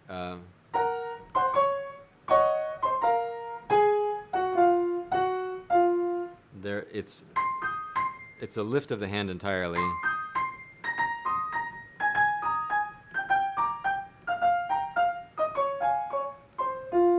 And Chopin takes the time to spell them out, and they're different from one another. You know, they're different back to back. Here's with no rest, and then with a rest. It's tempting not to, right? But and he uses them in specific ways, like making you take the pedal off and detach them, whilst he gives you a slur across the 30-second rest, right? And then the others don't have that rest. So again, I think he's really spelling out rubato and trying to show a very, very specific type of phrasing. Another guitar man has been helping out with that. Coffee Charles.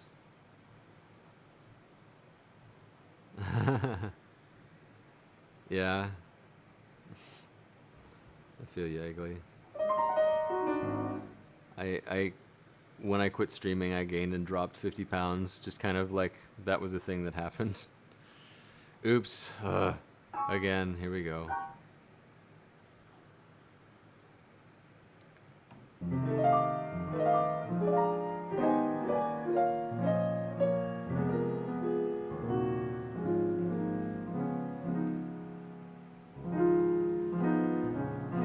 Thanks. I used to be a lot bigger. I guess I'm about like 180 or so right now, but I used to be like 330. So so I fluctuated. After I was 330, I went down to like 160. So I was literally half of it, half of myself.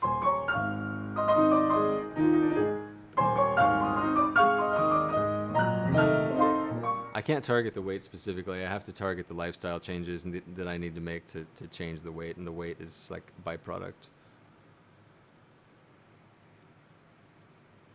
And sometimes it's really easy to change, like to fix if you decide on a couple of good substitutions. Like if you can upgrade the ingredients that you use for a certain number of things, like that's a huge deal. You don't even need to change your habits so much. You just upgrade your ingredients.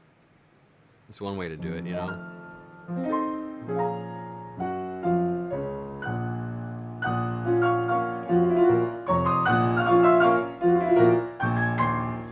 And this thing, yeah.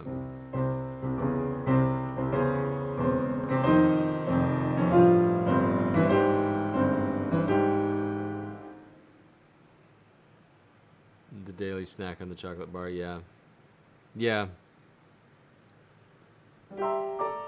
Yeah. Well, I spent a couple months having vodka for breakfast. Who knew that I would gain weight?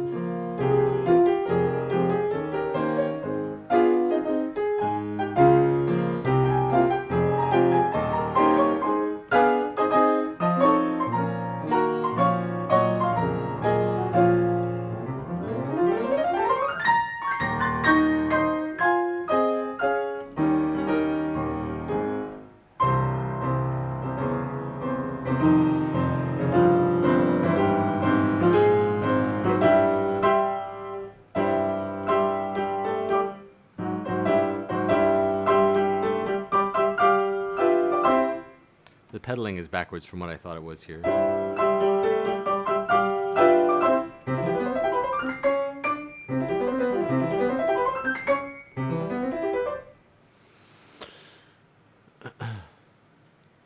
It makes it hard to break. break, we get active because you start moving around and back starts hurting, plus the knees. Yeah, yeah, that sort of shitty balancing act of aging. Like we're like, oh, got to catch it, you know.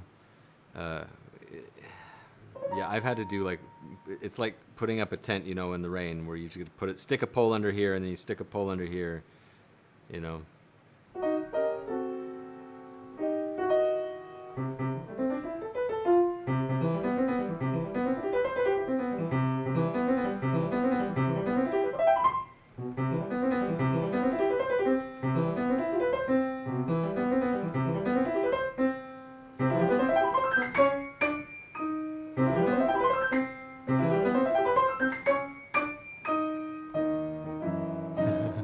It's fine, I see. Yay for breakfast. What's for breakfast?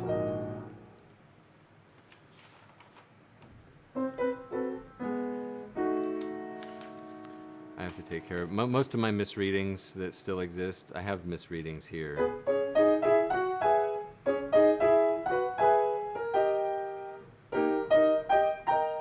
And definitely some in here that I need to eliminate. It's just very sloppy.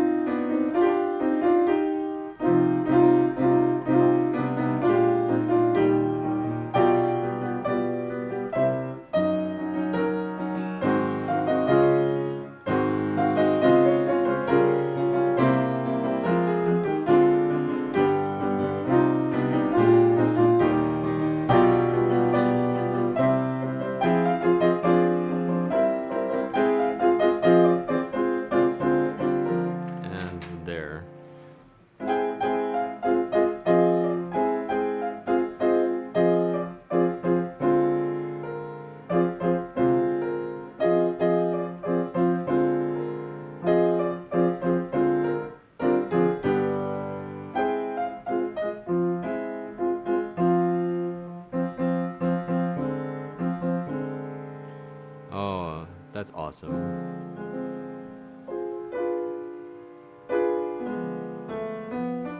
Good on you, Izzy.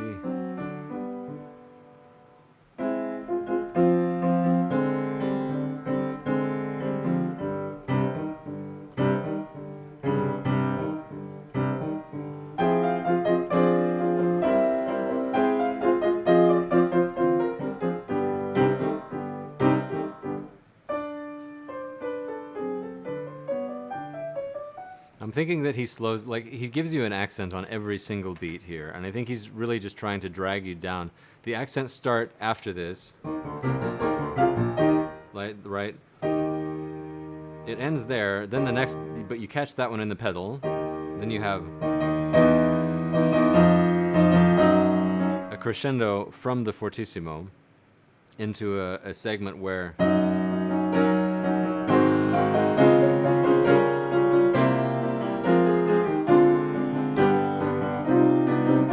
there's an accent almost on over almost every single beat in the left hand, but the accent is kind of incorporating the lower voice of the right hand as well.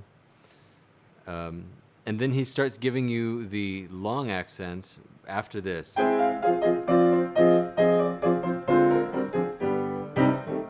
These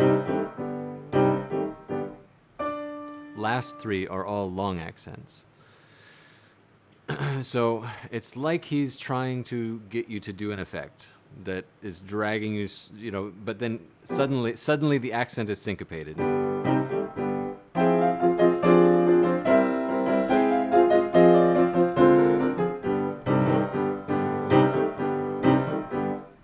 And playing it in tempo is kind of what I'm settling on right now.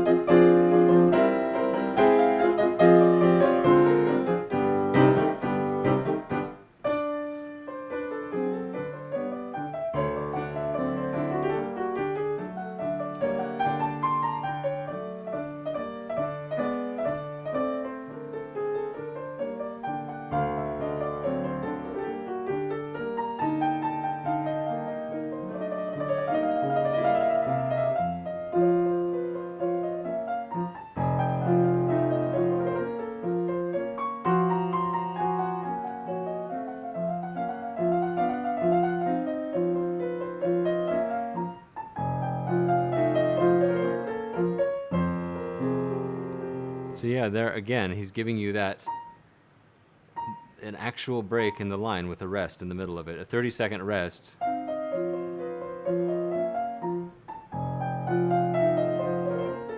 So it's some sort of a really gentle sort of gesture, I think.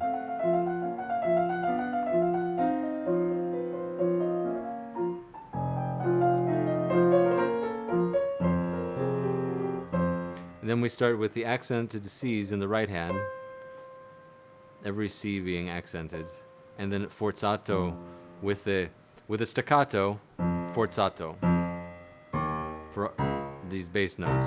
So we have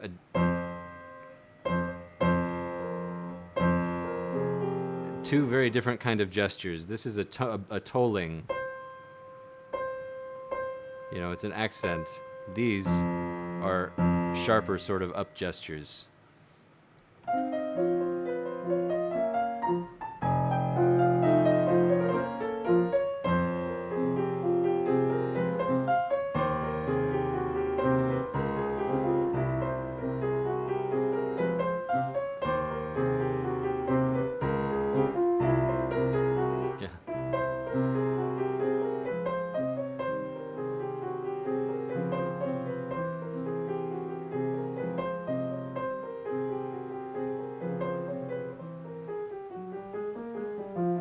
And it's a sforzando but no rallentando written anywhere here.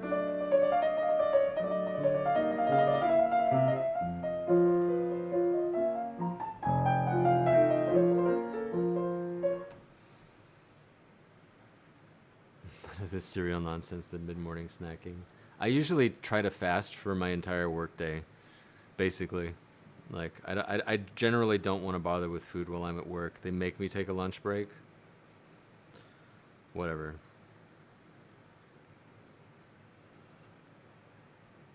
Yeah. Well, it's a change of mode.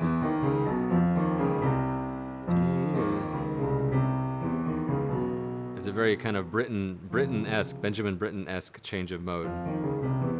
Thinking Hymn to Saint Cecilia, I think, sounds like this.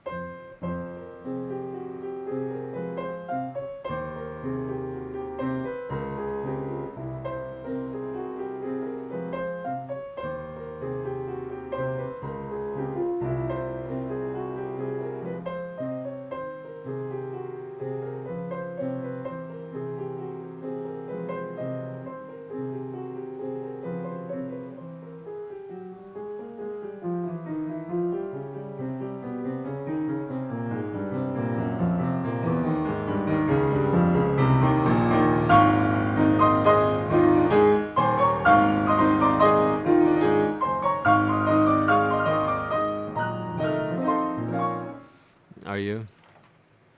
I see.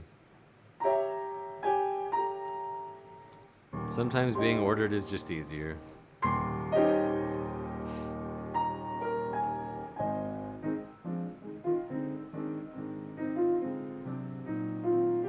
So the pedal is just echoey distance, kind of, right? This has to be the best smorzando possible that I can manage, and it's where I spend most of my time trying to work on this piece. Is this smorzando?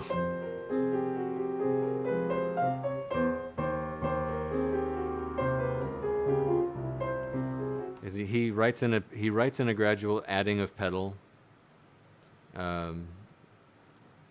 for the blurring kind of thing, because this piece plays a lot with. It's almost like this piece is trying to play with stereo image. You have stuff that's very, very distant and far away, and stuff that's really up in your face.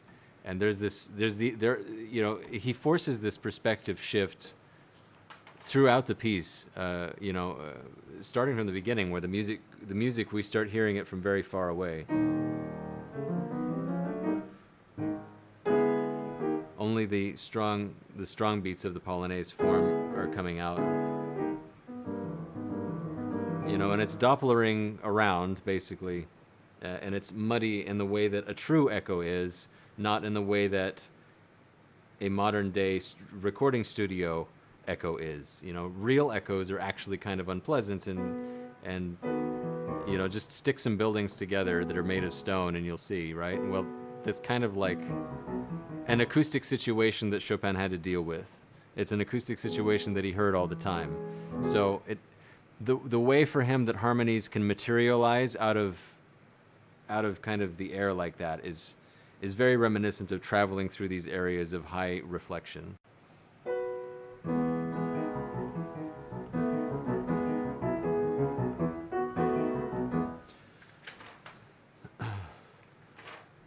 So yeah, I don't want to sacrifice my tempo.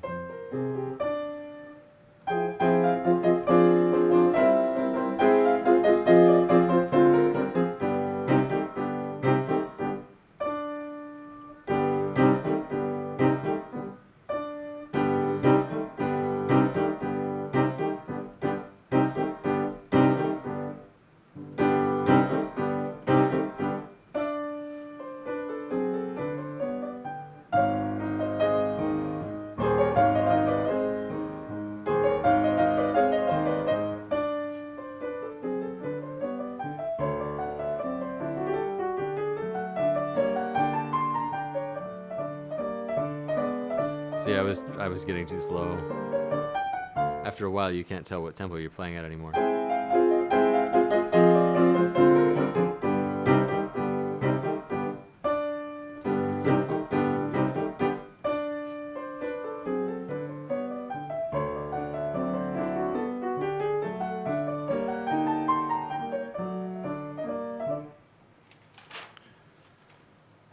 I think that might be it for me, out of me today. But it's been a really good time. It's nice to say hi to everybody. I have 3 more months of a government job, and then maybe I get to do more music. But, yeah.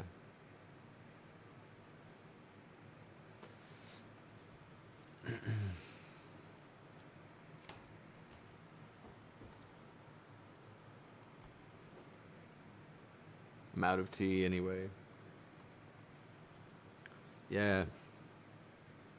Yeah, me too, Egley. We always had some great discussions. And Izzy, it's just nice to be in the same room as you for a minute.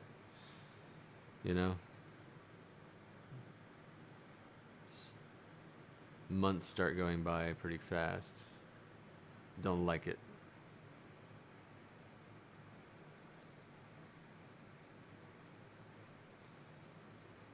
Stuff from you and Egg wrote down.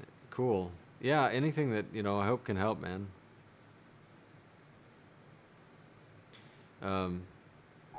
Really questioning why something isn't working for you is a lot better than changing a thing. So if you have a natural tendency to do it one way, and you can find a way that is more comfy and more ergonomic, that's what you really need to spend time caring about, right? It's nice to push the buttons and make the noise. But being kind to yourself is where it happens. You want to make it easy on yourself. You want to have a consistent and solid sound when you do a particular thing. Well, maybe you're going to find ways to make things technically easier and more efficient for you. And then you have your own sort of evaluation process. You've made some decisions, and you're starting to think in a way that comes from studying your own hand, which is kind of the point.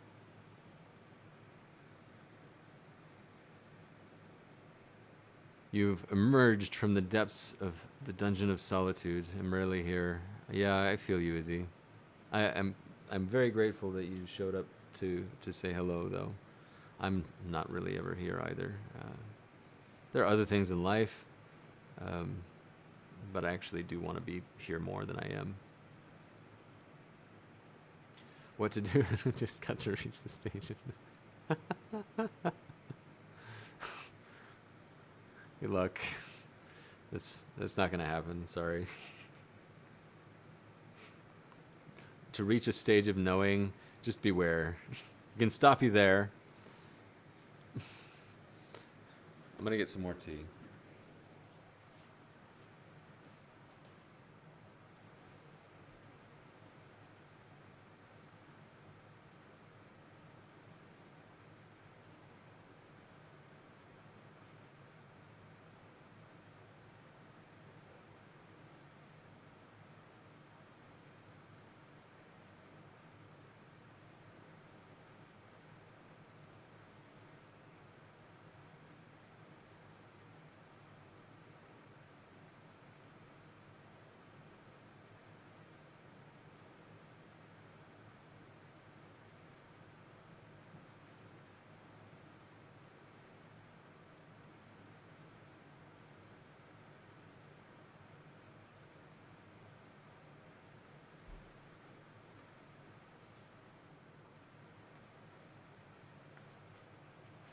I mean, what feels right, finding that.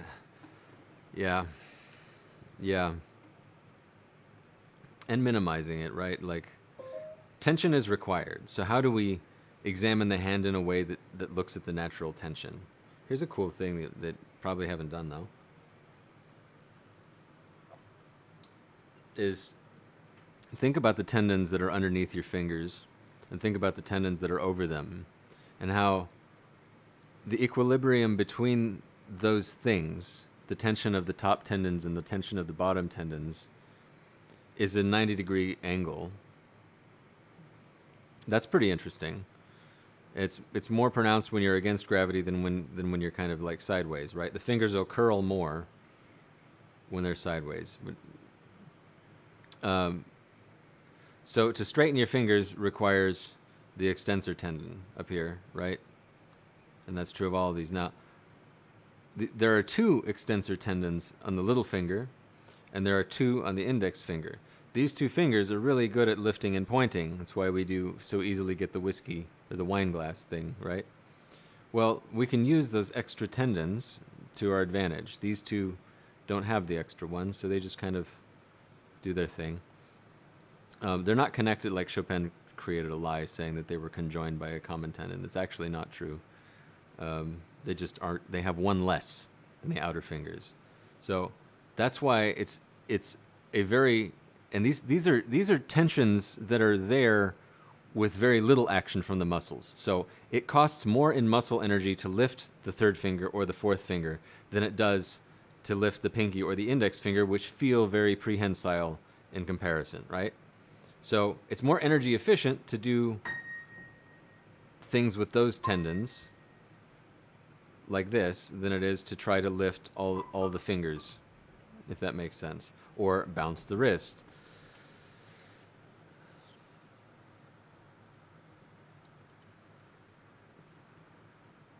Is he?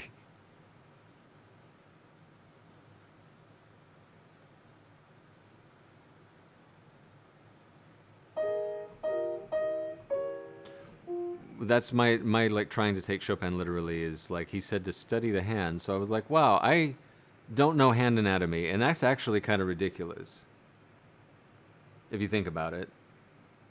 It's like how we can't tune our pianos. We don't know the anatomy of our hand. That struck me as weird all of a sudden. So I went to go look at it. And it was very interesting. Just seeing where the structure has its supports and where it doesn't. And how all of this comes through here.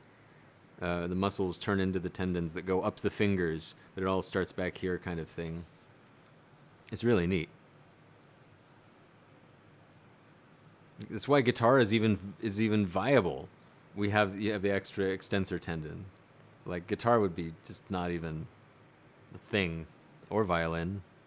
We wouldn't play musical instruments that way if we didn't have an extra extensor tendon on each of these.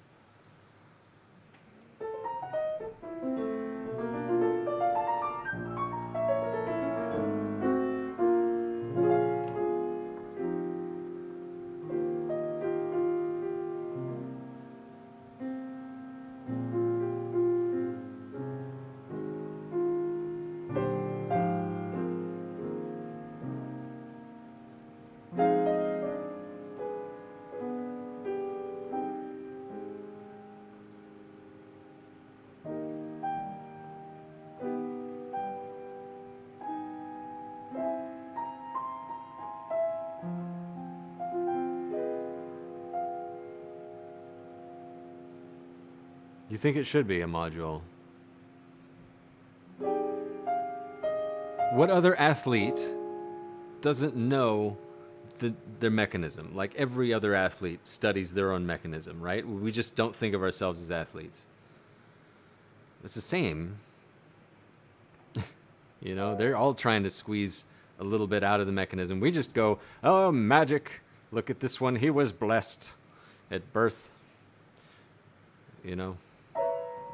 What we've limited ourselves in thinking we can't figure out has been so ignorant. It is not fun. It comes out really Pythagorean, doesn't it? It's just awful. Oh yeah, Jinjin, I like your interludes and I like your interludes as well.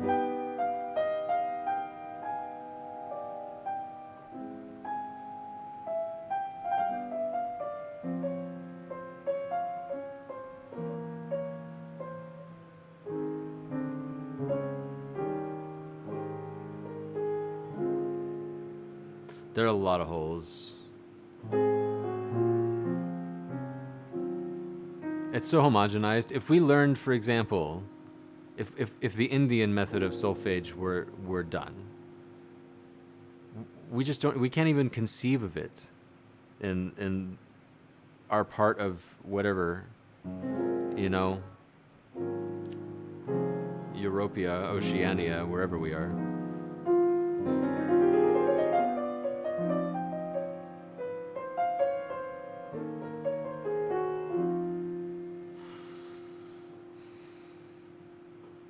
Like music for them, very easily, if they're going to study music, it becomes a very solid entity that they're working with. It's like they're moving something physically around, and they learn it with their fixed, their fixed do sol fa that just is based on the drone, right?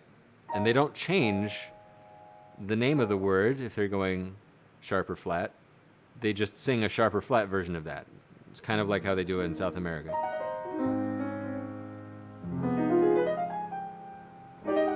But they have a much more easy to sing version of sol fa than do re mi fa sol la ti do. They have sa re ga ma pa da ni sa. It rolls a lot better, and a lot of improvisation is just done on those sol fa syllables, right? There's no words. They're just really improvising on this stuff. And they do a lot more improvisatory things than we do. It's because they all have this sort of fundamental musical capability that comes from having learned something that is an oral tradition in a bit more of an oral way. And those are the holes that you can't see from within the institutions of Western music.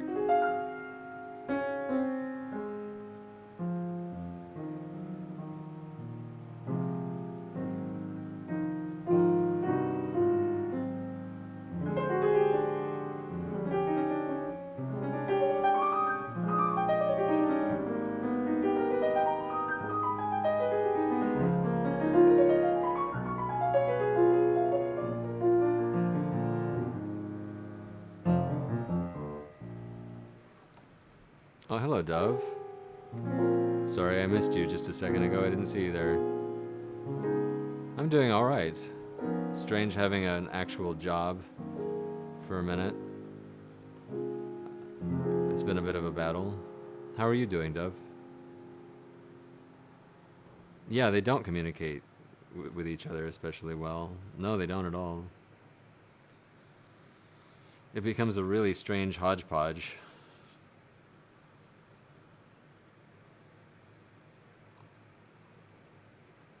It's like you need to know the information you need to know about Western professional classical musicians is at what point of their training did they fall off the tree and give up? At what point did they have to take a job because living and supporting oneself became most important? You know, they got offered this university position. At one point, did they finally drop the idea of being a performer? You know, or what happened there? Just at what point did they give up? That'll tell you more about how you interact with them than anything. It's weird.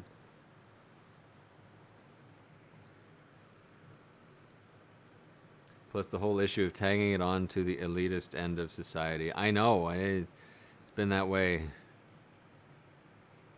Been that way since they got a hold of it.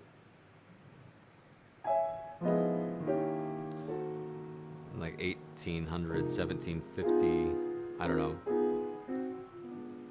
1750, yeah, 1770. It got real bad. Where all the money started being funneled into, you know, the operas. It was just a money funnel. And it grew in its weirdly accentuated ways because of the money funnel. but there's like a different kind of art that is a little bit more, I don't know, human, going on at the same time. And you had to bury almost the human qualities in the operas like Mozart did. You know, they're all in the subtext. I mean, what the hell? Imagine, I don't know, imagine if these were not the equivalent of like Jersey Shore back then.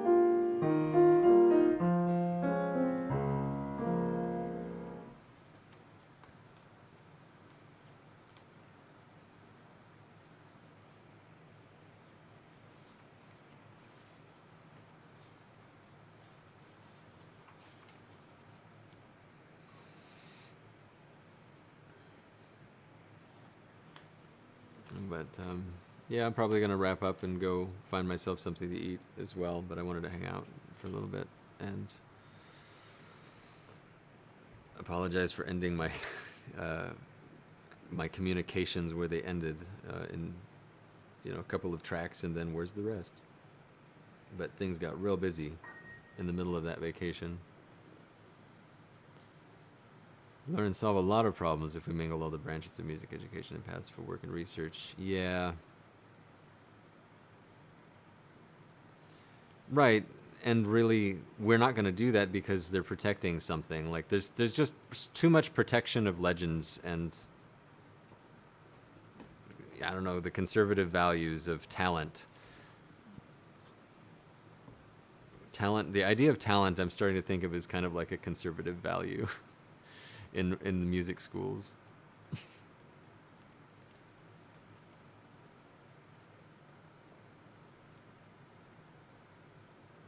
Ooh, look at the phenom. It's actually kind of gross. It's the intellectual pageantry.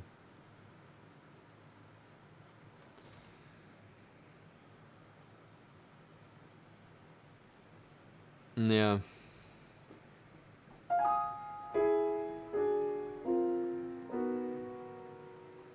It just doesn't make money. It's why Chopin school, like people really, like the best composers really wanted to keep this stuff alive. The people who were at the middle of this, it wasn't what kept it alive. Like their efforts didn't necessarily succeed. Brahms and Schumann, Clara Schumann were in on it, and several other of Chopin's contemporaries were like, this is important. This is what needs to survive. It still got buried for years and years.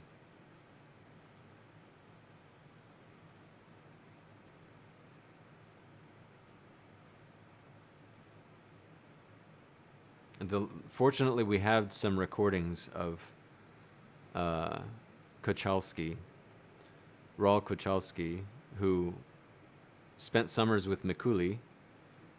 I think two summers or 4 summers, I don't know, but he was a wonderful talent, and so he's the person who we have on record that had the closest line of communication with Chopin and Chopin's school of music, and he's only one step away, and being a student of Mikuli is probably the best that you could do if you were going to learn from one of Chopin's students.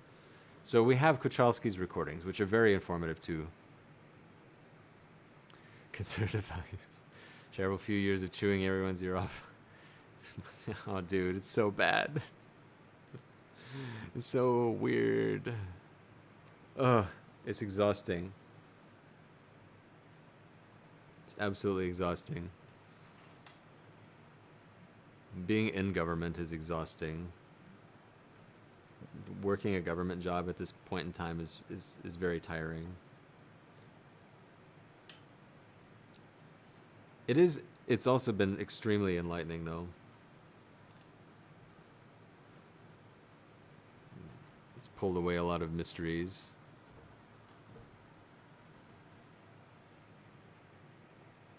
Speaking of scrambles, like it's like a patchwork. It's like a combination of Parks and Rec, and sort of patchwork walls that are put up at a movie set. That's how like half the buildings are. It's like this was just erected from makeshift bits, and the holes in the walls were plastered over because this building's been repurposed 3 different times. And people are just really trying to do jobs inside there. They're trying really hard.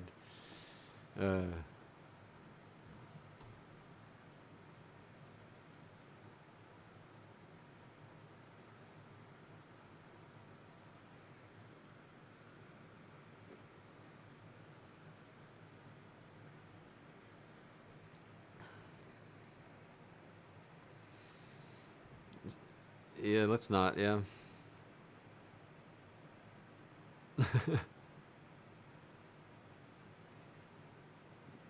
Yeah.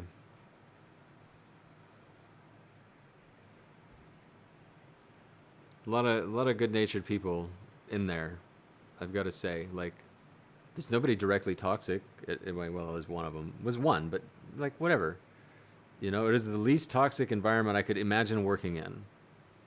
But it still causes one to despair. The people are kind to each other. You know, generally speaking, they don't make unreasonable demands of one another. But people still despair. It's really weird how a system can do that.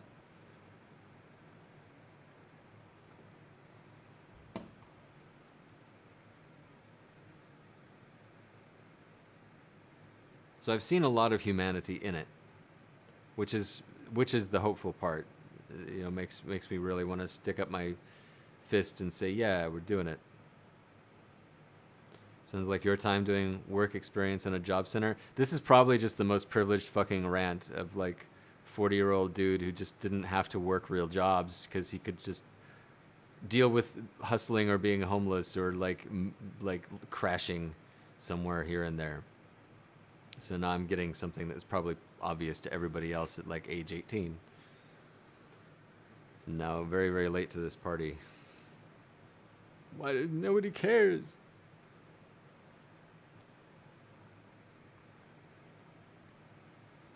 And my desert island that I lived on.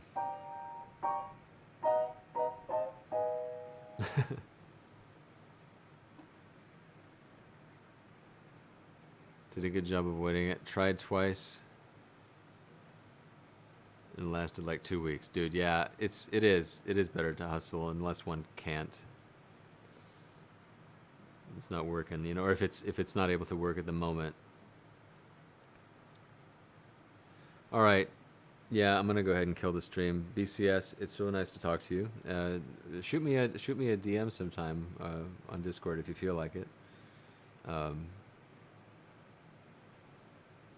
Would love to catch up further and continue to like exchange supportive things because I know I've been in need of that, and I think a lot of us could use, you know, always use another person who's like cheering for them, and I'll definitely cheer for you. So let's keep in touch. Yeah. I only understand via my partner. I dread that I need a normal job someday. Jin Jin. It's just really nice to see so many great friends, and I know Fabio's over there watching on YouTube. It's getting late for him, but Fabio's there too, and that's really great.